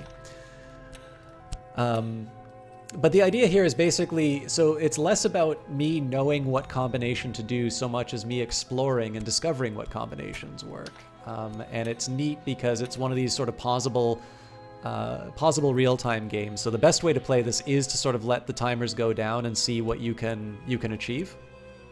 Obviously, I am bad at that because I want to read all the details and I want to be measured in my thoughts, but I am trying to get a little bit better at avoiding such behaviors. Okay, so Moth, Secret Histories. And I don't have the knife anymore, so I think these are just on their own.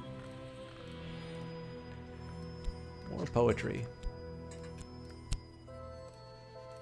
So I've gained erudition, and I've gained a knife secret, which I believe, yes, that matches there.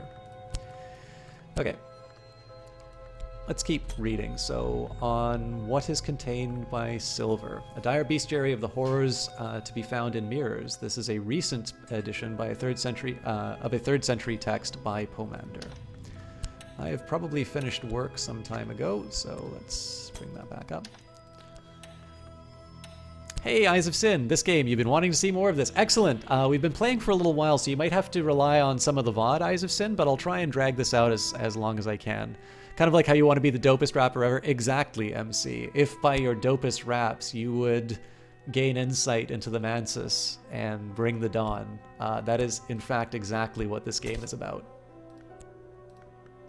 Oh, interesting. So if I slide the funds off, it loses the secret. It could just be it didn't properly populate that circle. So what I'm eventually going to do, I think what I'll try is I'll take some of these materials that... Oh, Thunderous Secret. So that's the heart. I don't think I have any heart stuff, so... And Sexton Secret, that is Winter, so I don't have any of those either. Oh, the Authority. Of course they won't let me off the hook. And we have got Further Sickness, but I have money to handle all of this, so... Read Pomanders on what is contained by silver. The virgins maidens of the mirror favor orchids. The behindlings favor the rhododendron. Cut flowers of either nature should be placed before polished bronze. I've gained a manuscript, a glimpse, a snatch of poetry, a single memory of a certain house that all of us visit at least twice in our lives. Is this the one that you know, coming into the world and leaving it? A rite that opens the way to the Mansis must begin with this lore. Cool. All right, we've got some money, which we're going to use to bribe the police and to get better. And we gain further poetry. John Donne or John Keats. Anyone with a John in front of their name, really.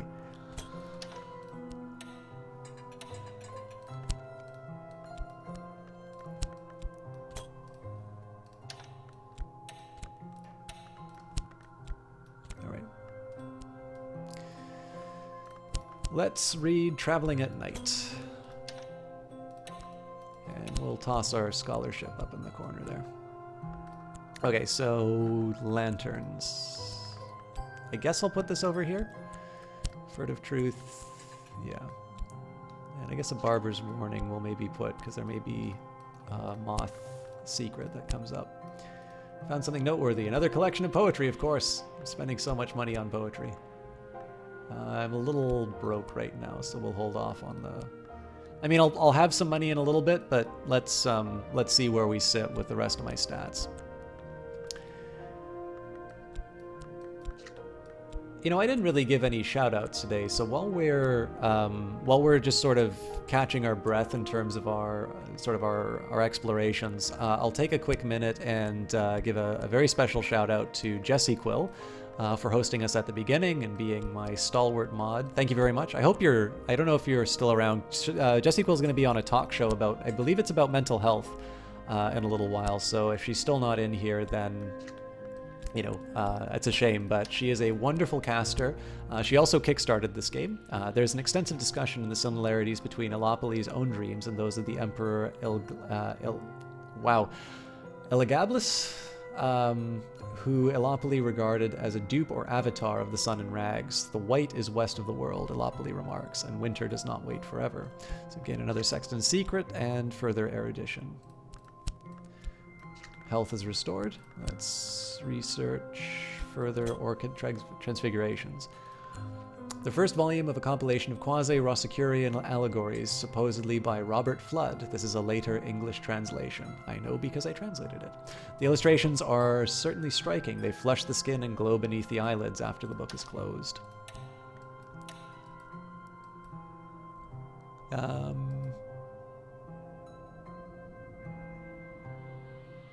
Where... Oh yeah, so Jessie Quill. You know, that lady. She does a lot of work to communicate these issues as best as she can. She does a great job as well of doing it in a way that sort of resonates with the game. So a perfect example would be how she covered games like Observer or Hellblade: Senua's Sacrifice. She does have a background in psychology, So it definitely gives her a credibility where perhaps I don't, except maybe when I'm occasionally talking about some economic subjects, and even then it's pretty tenuous. But Jess is a really wonderful caster. I just like watching her play games, period, which is probably the main reason why I think anybody watches a given caster. But on top of that, she is a very selfless individual who has helped countless casts sort of become better. She gave me some wonderful feedback in terms of the things that she enjoyed about my my broadcast, and I've tried to take them to heart. And if I can afford to buy the necessary texts and journals, I can learn the disturbing philosophies of the new century, but many truths are hard to bear. I haven't actually tried any of this yet, so I'm a little curious. It's an expensive way to research, it seems. Well, no, it's about the same, because I get a random book from Moreland's rather than use my erudition, so I guess it's about the same. But yeah, Jess helped kickstart this, which I think is wonderful. And then on top of that, she, again, is somebody who has done a lot of advocacy for mental health, as well as has helped casters, of all stripes, sort of achieve what they're looking for in terms of cast. She does some consulting work, she moderates, she's my only moderator, and has just done a really wonderful job of all of this. So I strongly recommend checking her out. I'll actually quickly do a shout out there. We've got Dynamite inside the chat as well. Oh, do Jesse Quill. No, shout out Jesse Quill.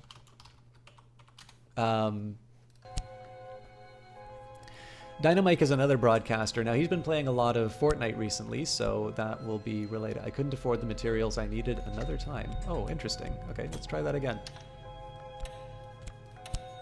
It's payday, so I can afford extravagances. Let's go back to Moreland's and buy ourselves another book.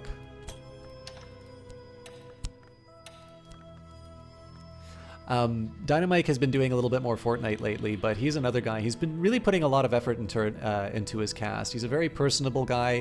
One of the things that I like too is, I don't know if I can quite call him a clean caster, but he's definitely, so I have a tendency to drop some foul language, especially when I'm playing XCOM. Dynamite is better at that. I'm not entirely sure I would call him a kid-friendly cast, because he is a little bit in favor of lewd humor at points, but it's one of these cases where I know it's always easy to get away with a bit of profanity for a laugh or something like that, but I've always had a respect for clean humor because it's a bit harder to do, and Dynamite is definitely somebody who lives that. He does have a little bit more of a diverse set of... I couldn't afford the materials that I needed another time. Huh. So, I mean, this is not a bad way for me to keep this erudition going forever, but it's not getting me any further. So let's toss an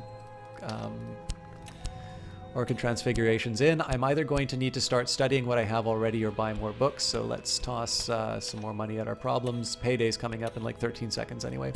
Dynamite definitely does a lot of diverse games, and he's very complimentary of my own cast. So one of the things I can say, definitely if you guys like a little more action-oriented stuff, he's been doing some Assassin's Creed Oranges, as well as, like I said, he's been doing Fortnite, and he's definitely somebody who's not scared of experimenting and sort of finding things that work for his cast. So especially if you guys like looking at casts and sort of their formative stages, I would definitely recommend checking Dynamite out and giving him a hand. He's definitely been somebody who's been very supportive of my own efforts as well. For more poetry, damn it.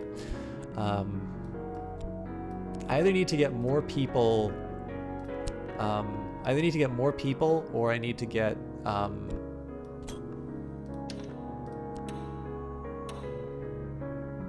more books. A Thunderous Secret. Okay. I think what I'm going to do here is start... So I'm going to save the Knife Secret. I think we'll do the Watchman's Secret because we have so many of them, but we still have a Mantis glimpse. So we'll study the Watchman's Secret, study the glorious lore. There is a proverb amongst practitioners of the invisible arts. Glory visits the house without walls. I would like to know about glory. Okay, so we will toss... Okay, so this says no indication in terms of more, but my rationale here is because this has a lantern. We will go for the Mantis glimpse. project's possibilities. When research requirements appear, I must fulfill them to gain insight. If I gain 3 insight, I will succeed, otherwise I may fail.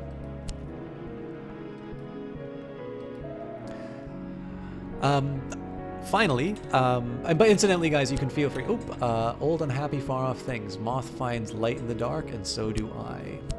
Okay, so we will get some more money.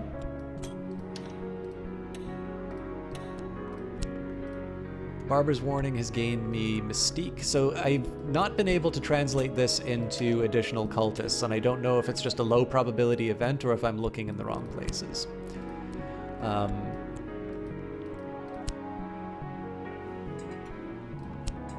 Half-glimpsed wistfulness. Well, we've got more glimmering, so we can finally make some use out of that. This time the research has failed, but I've learned the lessons of experience. Probably because I didn't put reason into that, but you know what? We can finally make something out of this poetry, so 2 glimmering, and we will run with it. Also, let's start dreaming furiously. So yeah, guys, incidentally, I believe most of you should be able to do the !SO command for yourselves. Every time I go out of the game, it freezes. I think this is a Unity thing, so it is not that it's not that I particularly want to say some people get shoutouts rather than others. I will verbally do it, and I will rely on you to do maybe a little bit, give me a bit of a hand and take care of the practic work. Research management. This is neat. Yeah, so it's time management is the main thing. Like I say, the analogy I always like to draw is that this game is like The Sims, because The Sims is also about managing your time primarily, and then other resources as it goes by. The difference here is that, I mean, a little bit. So The Sims kind of just gives you a sandbox, and you need to provide your own meaning, whereas this game definitely gives you things to do. So, you know, I am going to try and achieve enlightenment. Whereas, you know, The Sims, it's just sort of like, you know, do what you want. You can, you know, do it yourself, find something that interests you and carry on, basically. More poetry. I wonder if this is just forever going to be poetry. I might have to do something with this fascination at some point. Also, did I get anything out of Moth? I'm not sure I did.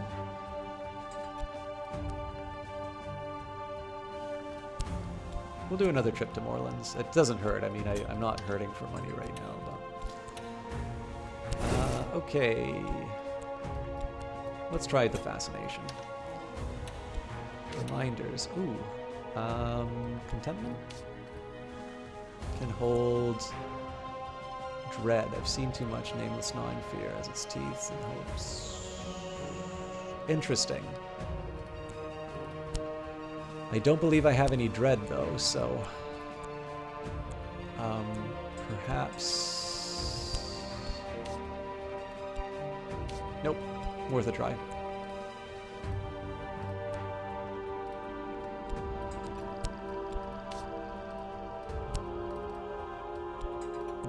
Poetry. This time my research has failed, but I've learned lessons of experience. If I had a book of essays, I'd be able to do something with this. Okay. Let me just try this one more time because I've not been paying attention properly. So after 26 seconds, if there's another opportunity to do something, I will take it. If not, I need to pursue other lines of research.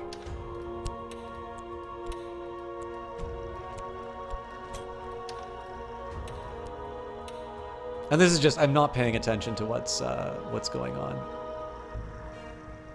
But yeah, so this one has like a spine. This has something that you're doing and trying to achieve. Ah, there we go. So that's what I was screwing up. So we'll apply reason to the problem. A little darkness will mellow my light. A little ballast will bring me back to earth. Okay.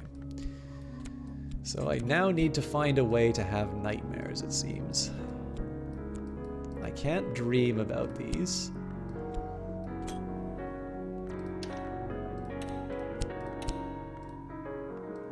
More poetry. All right, so I only had one opportunity to, or you know what? I maybe just missed the other opportunity to bring it by. I guess I can fast forward. I'm assuming this will fail, but... Ah, okay, we can do more reason. I do sort of like the idea of this extended research. It sort of feels like an ongoing project rather than just these one-offs that I was doing before. I apparently don't learn from my mistakes, and I will throw more good money after bad.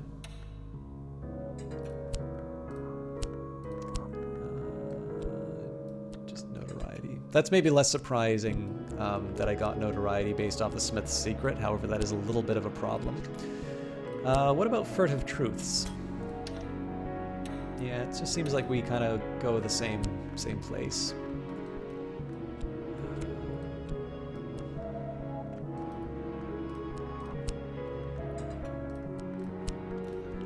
All right, I think I'm done with Morelands. Go for it, Neville. Okay, so this should give us a third insight, which is good news. If that works, then I think I'm going to do it for Knife's Secret and Chiliarch's Lesson, and I'm just going to make sure that I pay particular attention. I've been jumping between trying to describe the game and do some shoutouts. I also wanted to take a quick second and give special attention to Damn It. Well, we gained the Geminiad. We gained Notoriety. Your followers returned with a precious volume clamped under the arm. They have had a difficult night, and there was a fire. Note that the Strathcoin residence is no longer available. All right. Well, I'm not gonna feed him to the authorities. We'll just bribe them, and we'll maybe be on slightly better behavior. So, I believe this is still untranslatable. A fragile manuscript illuminated with twinned shapes of sad and luminous beauty, all with the phases of the moon. It might be as old as the 7th century, but the language... damn it. Okay, I'm going to pause for a second. The language, Fushine, or is it Fushine? I think it's Fushine, is much older. Coral decorates its cover, and its page edges are sharp enough to slash a throat. Where'd you go? Note, Fushine cannot be learnt in the current build, but the book itself has power. Okay. Lantern Sea upgrade description. Excellent. An unmerciful invocation. Mercy, saith the watchman, is found only in shadow.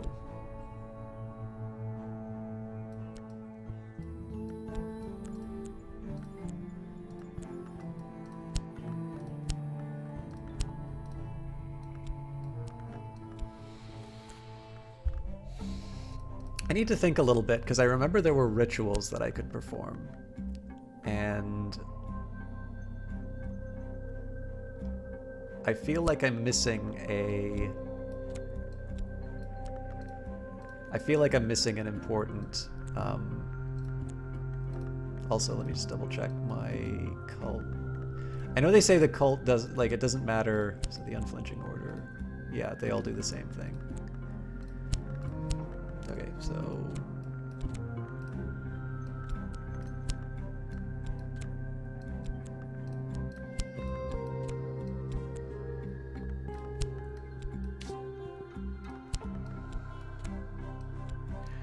I'm actually gonna just... I think I'm just gonna scream this through for a little bit and see what's going on. Did also want to take a quick minute and bring to note the lovely Miss Eyes of Sin. She casts infrequently, but I especially like her casts because they're similar to what I was doing when I got started on Twitch. I was broadcasting on a lower-end computer, and I had limited access to bandwidth. And so she does a nice job of kind of playing the games that she can, does a good job of making them entertaining. Is somebody who helped out in a charity stream that Jess was doing, and I helped her out with. That's how she sort of came to be known around these parts. She definitely does a wonderful job of kind of coming in, making me feel good, I think making the chat a more enjoyable place to be, which is, in my view, ooh, I can paint with that. That's interesting. Okay, so I can't throw anything else into the time. What about write a brief treatise on the lore of the lantern? That's tempting. An unmerciful invocation. Write an extensive treatise on the lore of the lantern. May you be useful for a commission. Let's give this a shot. We'll throw our heart and soul into this. In the meantime, let's do a knife secret. I am potentially going to be spreading myself thin with reason. Anyways, I definitely give a recommendation for Eyes of Sin's cast. One, because, again, it's always fun to see smaller casts and people who definitely make you feel valued for being there. And then on top of that, she has some really wonderful qualities that I haven't been able to capture myself in my own casts. I've always felt extremely welcome whenever I visit her cast. She always plays interesting, smaller games. Cook Serve Delicious, Gods Will Be Watching. She was doing some Pokemon. She's also been playing some adventure game. Oh, Glimmering. Jesus Christ, what am I going to do about that? I don't have it. I'm screwed. The Gates of Intuition. Interesting. I don't even know how I gain Glimmering.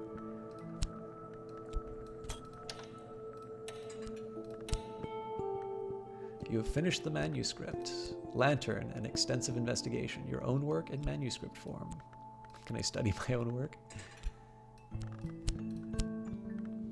This time the research has failed, but I've learned lessons of experience. Hopefully that gives me some Glimmering. Nope, just erudition. Okay, well, let's try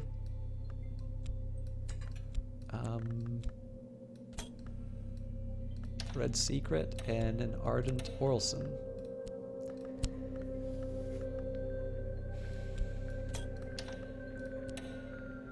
You made it about as far as you've made it. Never found the rituals that you seem to remember from the early free build. You gain Glimmering by studying Passion. So the yeah, I mean, it's possible that the rituals are something else now.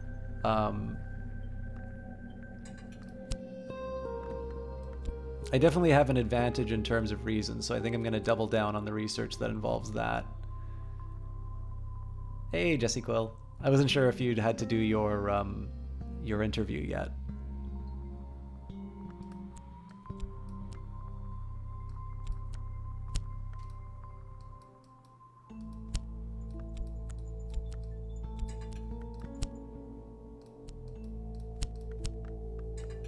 Doesn't make sense to dream of my own work. Ah, excellent. Doesn't make sense to explore this either.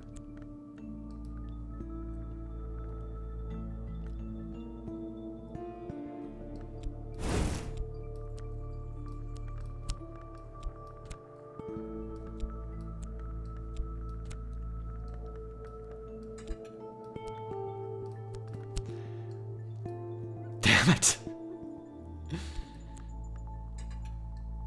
It's hard out here for somebody who's driven by the life of the mind, okay? How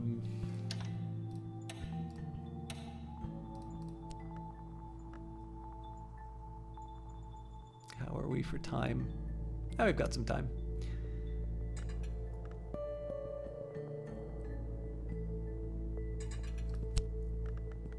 Next time my research has failed, but I've learned lessons of experience. So much erudition.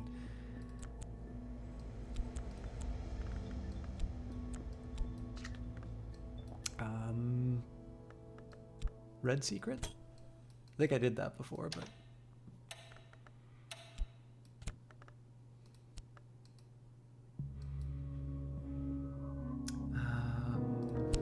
so I've tried dreaming about these. I've tried... Well, you know what? I don't really have any better. I keep telling myself I'm not going to go back to Moreland's, and yet I just don't learn. You can never have enough books.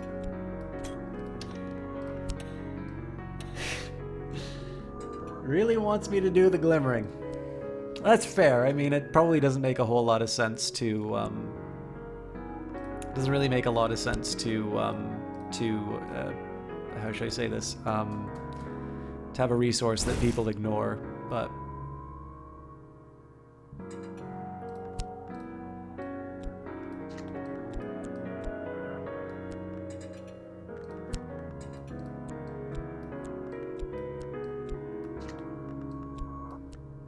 I am a little curious. So if I do lantern and extensive, does nothing if I experiment further. Okay, so if I do,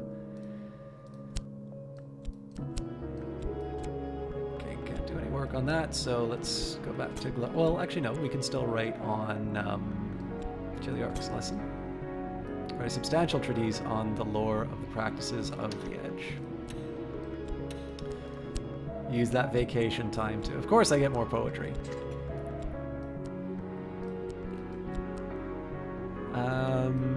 Well, I'm not crazy about being told how to find things in this game, but we might as well go for the glimmering because I can't unread the chat message.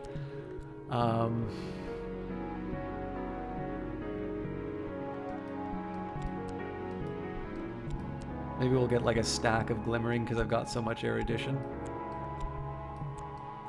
The funny thing is I've never found a lot of use for passion. It seems like glimmering is worth more than passion, and yet glimmering is a finite, like it's one of these transitory resources. I'm just trying to think of what other case that happens in this game.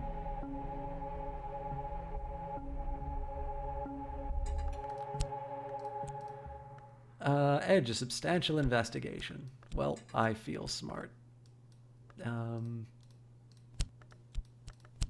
But yeah, the two things that I'm probably going to be spending time off of cast working out is how to gain more cultists. You know what? Let's. No, nothing else.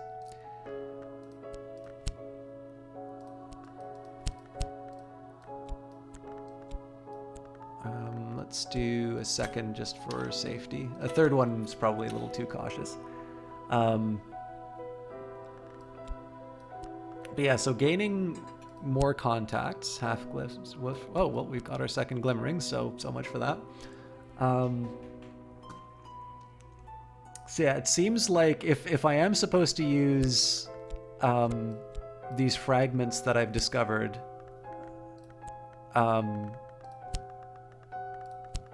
to gain cultists, it's tough. Like it doesn't feel like there's a lot that. Well, you know what? Okay, so if I add, yeah, so he's already in here. So yeah, if I'm supposed to use these, it feels like the draw to actually get somebody is it's a pretty low probability event, which I'm sure there's a reason behind that. Although given how long Notoriety lasts, it's a pretty big kick in the nuts to not have that work out. All right, let's go for. Oh, I screwed it up. Knife Secret, yeah. So we'll study that.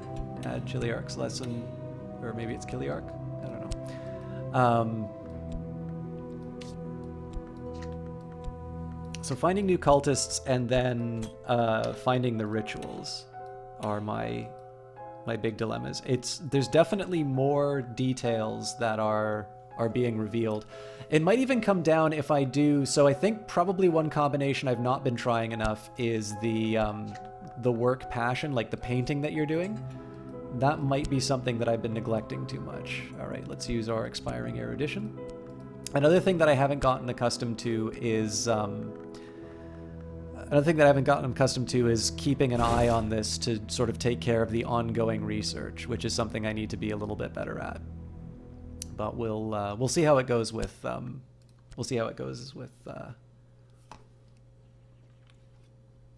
this run. I think I'm going to try an approach of doing more paintings to explore what's going on. We'll do a fast forward.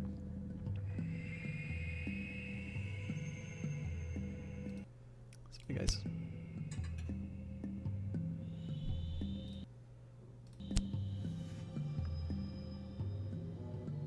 All right. All glimmering. Maybe this isn't the path. I love phrases like this. The gates of intuition are open. Sometimes insights are found in unexpected places. I am a little curious, guys. So for those of you either who have never seen this game before or those who saw me play it, do you have any opinions on the new build or just general feelings about the game overall? I am fascinated by it, and but I'm somewhat doubtful on my ability to show it the proper way.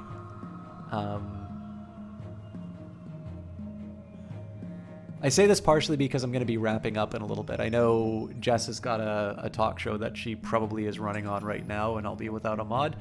And so for those of you who are new to the broadcast, I normally broadcast Mondays, Wednesdays, Fridays. I did a special charity cast, so I did 5 days in a row. And then of course they dropped the dev build on us on Friday. So I was not going to go by and not cover Cultist Simulator, because I know Monday to Friday I've got those sort of spoken for in terms of games as well. But so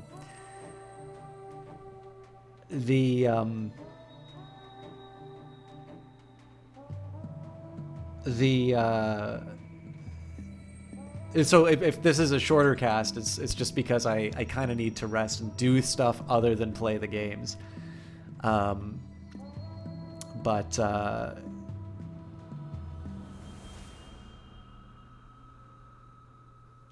Yeah, oh, more attention from the authorities. I don't think I have notoriety anymore though, so lucky me. But yeah, I don't know. I'm very curious, especially for people who are on the fence about this game. And I hear what you're saying, Sreeby. I actually remember when I first played. Oh, progress. Light in the skull. Whenever the principle of lantern sheds its light, I recall additional scraps of knowledge. So it seems like we just got the same thing though. So this seems to be like an upgrade text, but we didn't seem to actually get anything for our efforts. But what I'm going to do is I'm going to use some passion to try and paint. So I don't think I can study my paintings, but I might be able to do something about erudition. So one of the things that keeps me from thinking about whether or not some of the problems I'm running into are bugs so there's the fact that I need dread to deal with my fascination. So I haven't really explored that idea yet, and I haven't been able to find how to gain some dread, which means that there's a part of the game that I haven't unlocked yet. And one thing that I'm doing is I'm sort of trapping myself in the loops that I was using in the old version of the game. So in that sense, I think what I might be doing is I might be applying lessons that I learned in the older version of the game that I how do I put this? Like may not necessarily apply to this build. And I've been talking about how much I enjoy the experience. Okay, so if I apply reason, earn your living or practice your arts, this does nothing. Okay, so if I do, I'll just double check here. So enlightenment, nothing. Fascination, I think I need the, oh no, I can paint. So let's, inspiration, so if I say passion, nah, you know what, let's take my, let's start with that. Try something totally new. In the meantime, let's see if I can dream about, oh yeah, I've already tried dreaming about these, so dream with reason. Dreams of a glory. Yeah, let's, I think this just gets me erudition. The world is awash with printed words. Oh, journey in a window, more.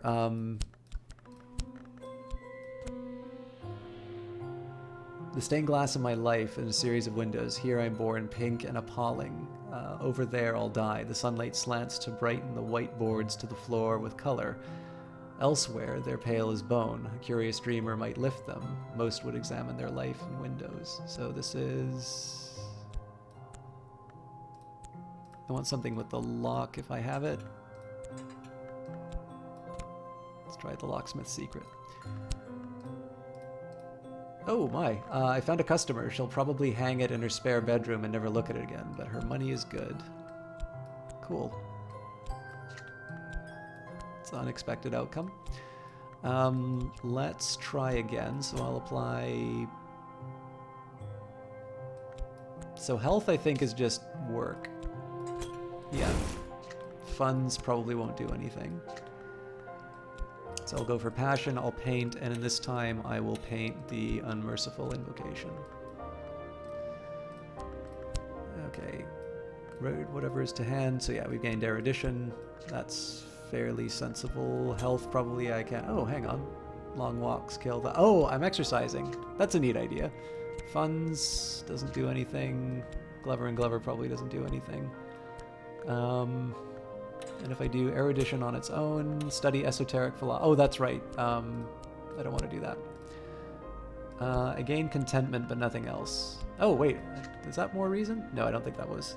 They've shown my birth in the red church and my death where the woods turn white. The longer I look at the panes between, the brighter the sun.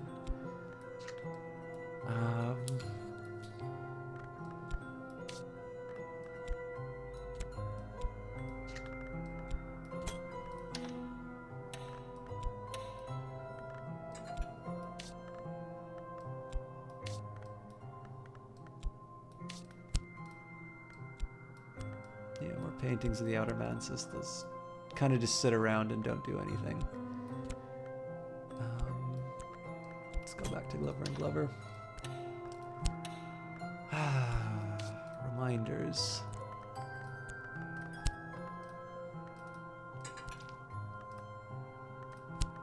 Clearly, there's something I'm missing about these reminders.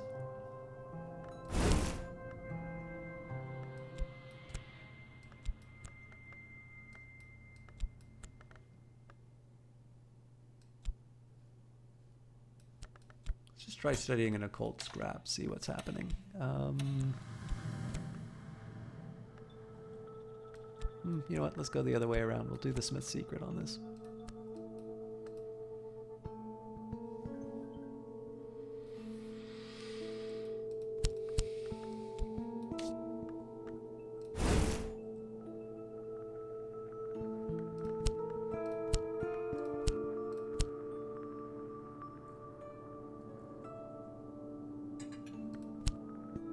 Glimmering.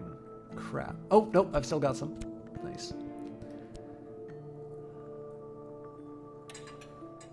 Oop, I'm getting sick. A little darkness will mellow my light. A little ballast will bring me back to earth. All right. Can't dream about notoriety. Can I dream about Neville? I cannot.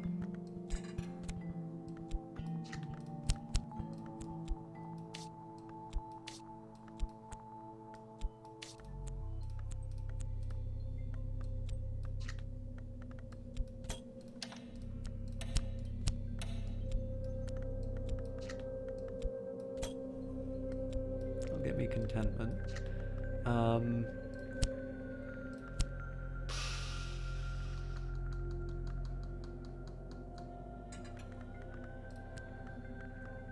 Something happened. Oh.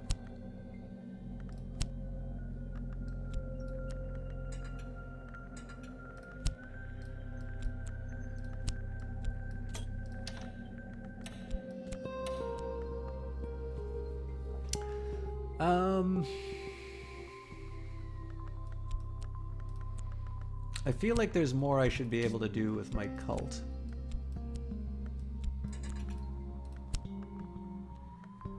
This time oh, I forgot to feed the research.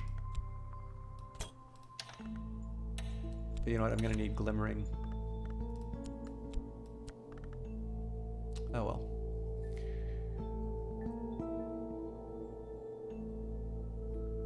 I hit my, I actually hit my, the time that I turn into a pumpkin. Let me just take a quick look at what's going on in chat.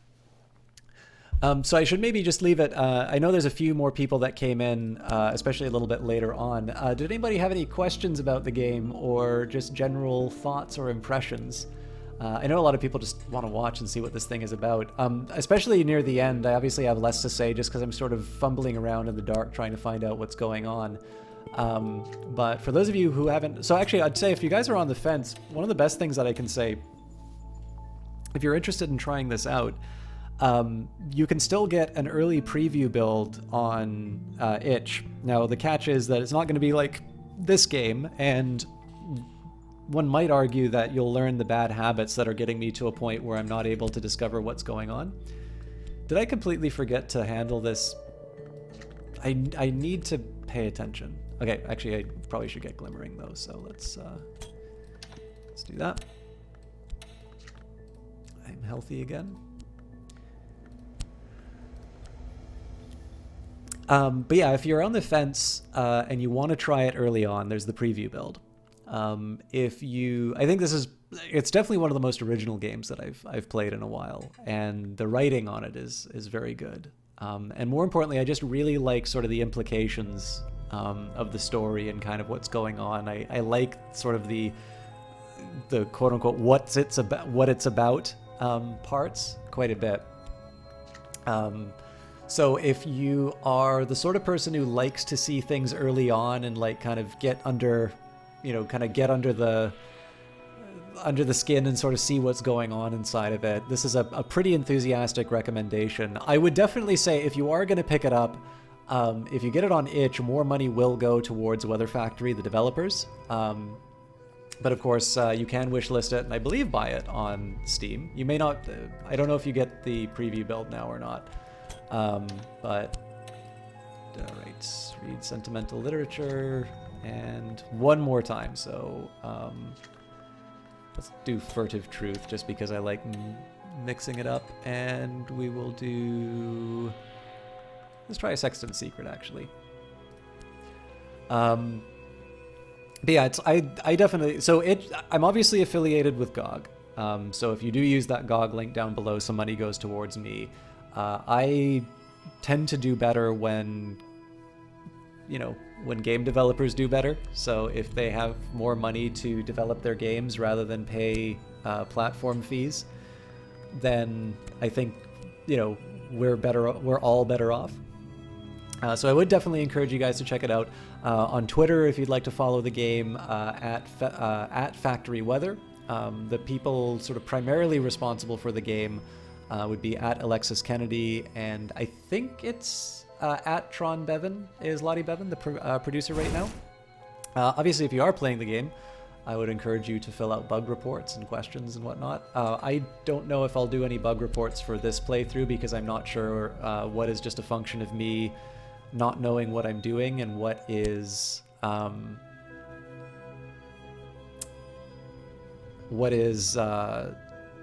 the game, I don't know, the game just not working as intended.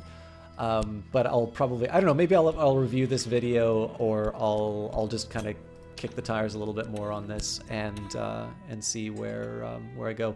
We'll give it to the end of this research to call it a night.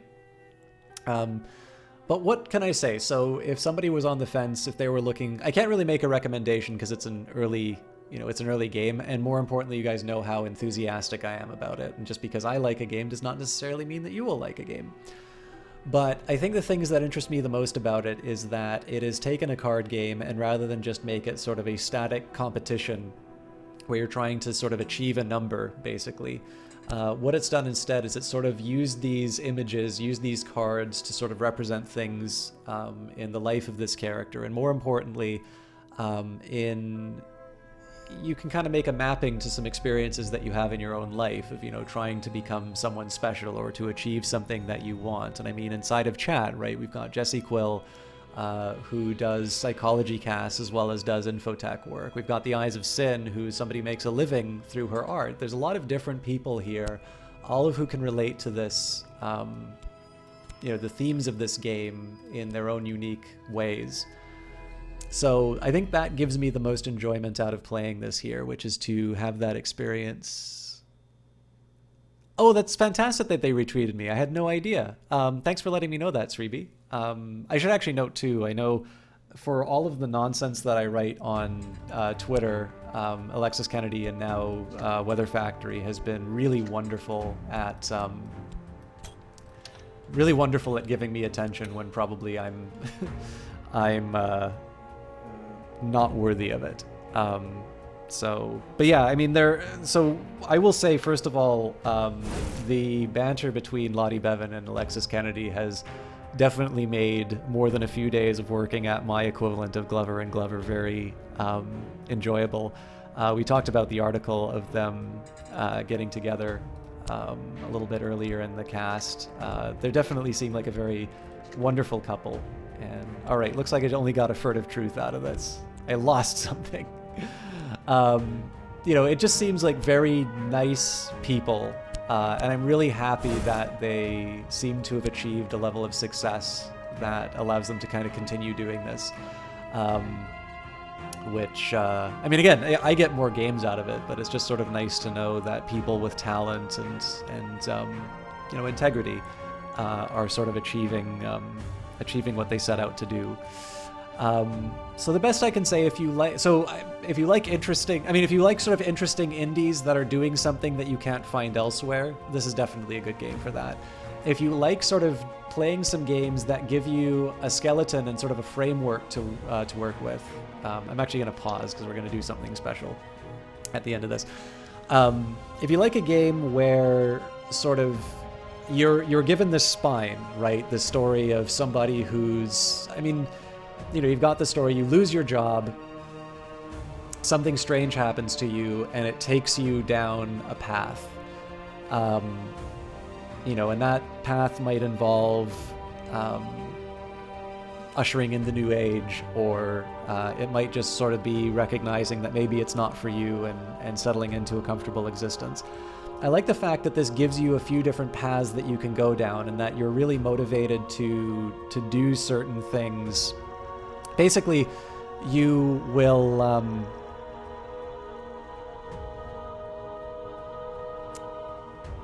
this is one of these games where you don't play it to win so much as you play it to go down interesting directions. And I think we can't have enough of those games. And the funny thing is that I didn't play as much Sunless Sea as you might think. I played more Sunless Sea after finally finding Fallen London, but this was the gateway drug for Fallen London and Sunless Sea for me, rather than the other way around, although I really got into Sunless Skies, and I was very eager to kickstart that. But I mean, it seems to be a game made by some really wonderful people. It's an interesting game, and I think it's got a lot of fun ideas in it. And I think the thing I love the most is that through this little manipulation of cards and just kind of tooling around on the screen here, the mechanics sort of inform this story and this experience of being a cultist. Like, I'm probably going to spend some time away from the computer because I've been casting for a whole week, and then now I've added this one, and I think I just want to sit down and like read a book and maybe get a little bit of writing done or something like that. But it's a wonderful game. And I mean, I think they already wrote this on Twitter. Obviously, if you want a finished game, if you want something which is the full experience, I do encourage you to hold back and wait for it to be finished. But there is a lot of fun, and I mean, definitely the game gets better if people can give some feedback and say when things aren't working the way that they intended. So if you are somebody who wants to take a chance on a game, I don't even think it's making a chance. Like, there will be a finished game, and it will be a good game, and as far as I can tell here. Like, when I first played it, I really enjoyed it, and partially because I sort of saw how it scales, and now it's scaled to an interesting spot, and more importantly, I am now confronted with something where it's like, okay, I used to be able to do a ritual in this game, and now I can't.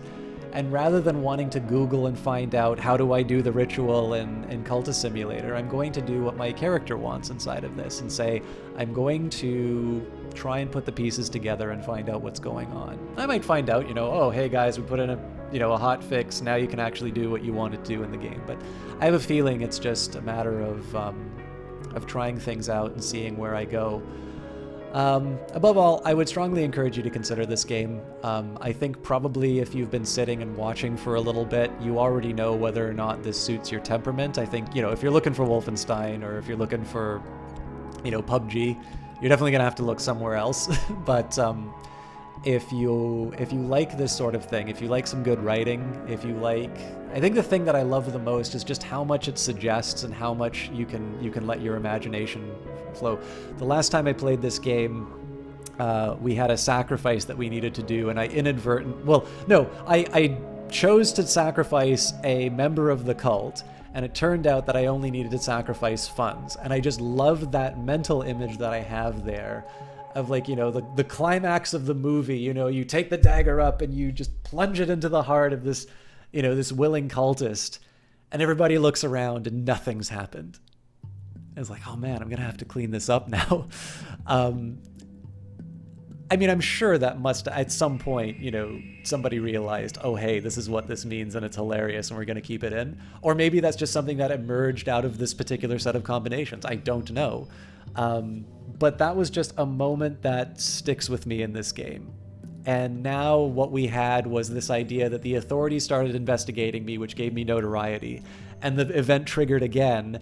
And now I had to bribe the police simply because the police had interrogated me and didn't lay any charges. And so this game has now modeled this tremendously unjust, system in which the mere suspicion of being a cultist is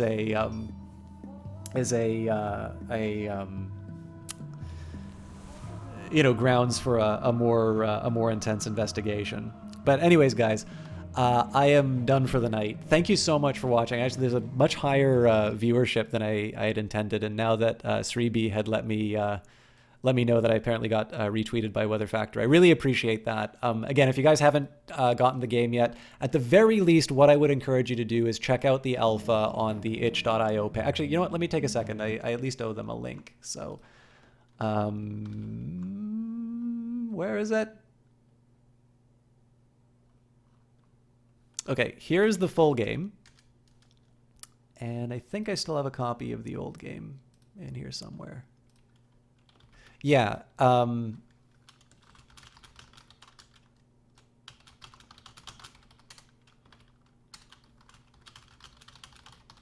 right, so the first link that I put in there is where you can buy the game.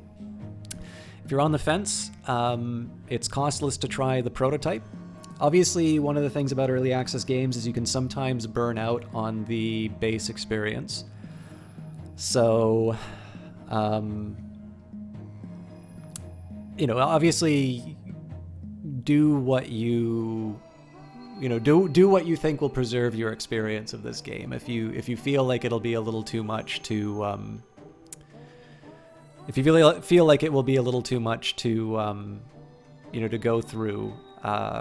Or too much of a sort of a demand on your patience, then obviously I would recommend holding back. I believe this thing is supposed to be done in May, so I think it'll be a lot sooner than we expect.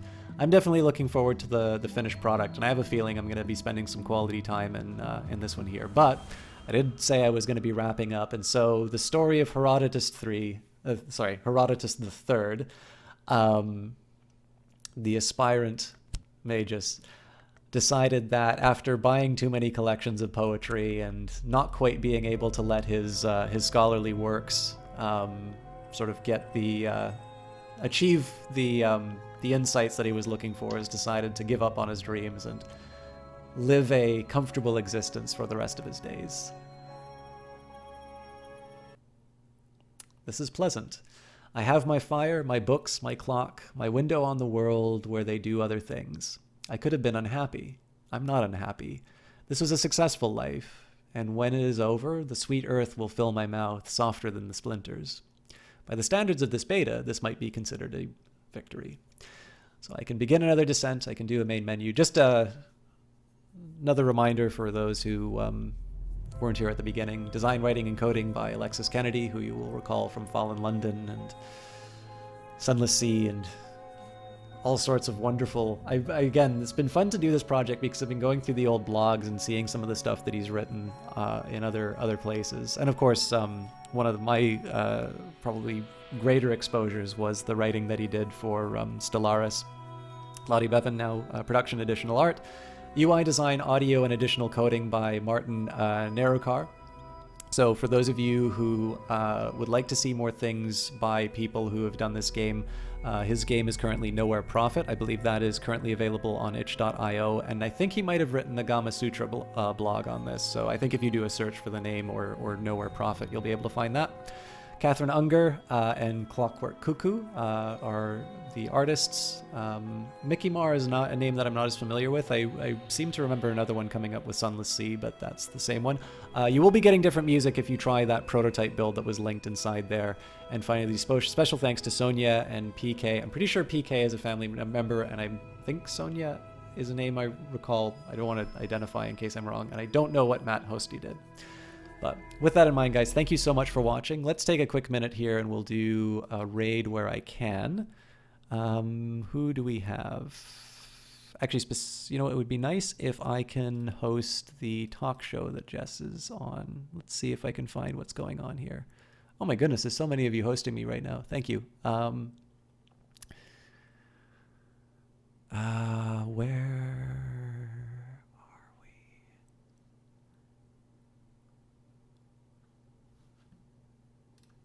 Sorry, this is such a bad way to end a cast, but I do sort of want to see if I can find... I do want to see if I can find the mental health panel that Jess is on right now.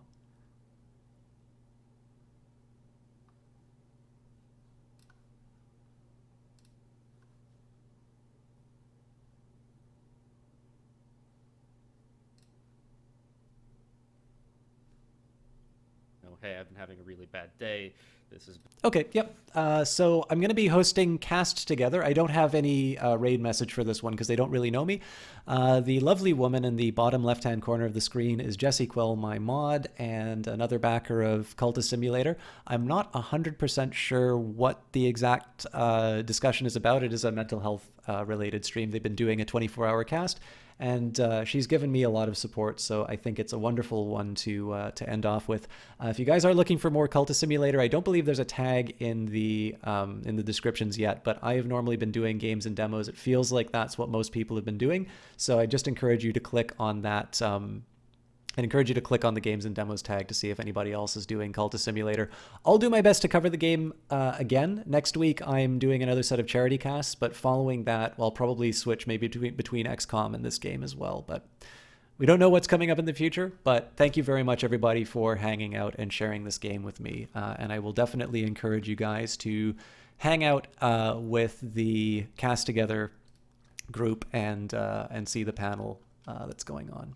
Have a good night, everybody.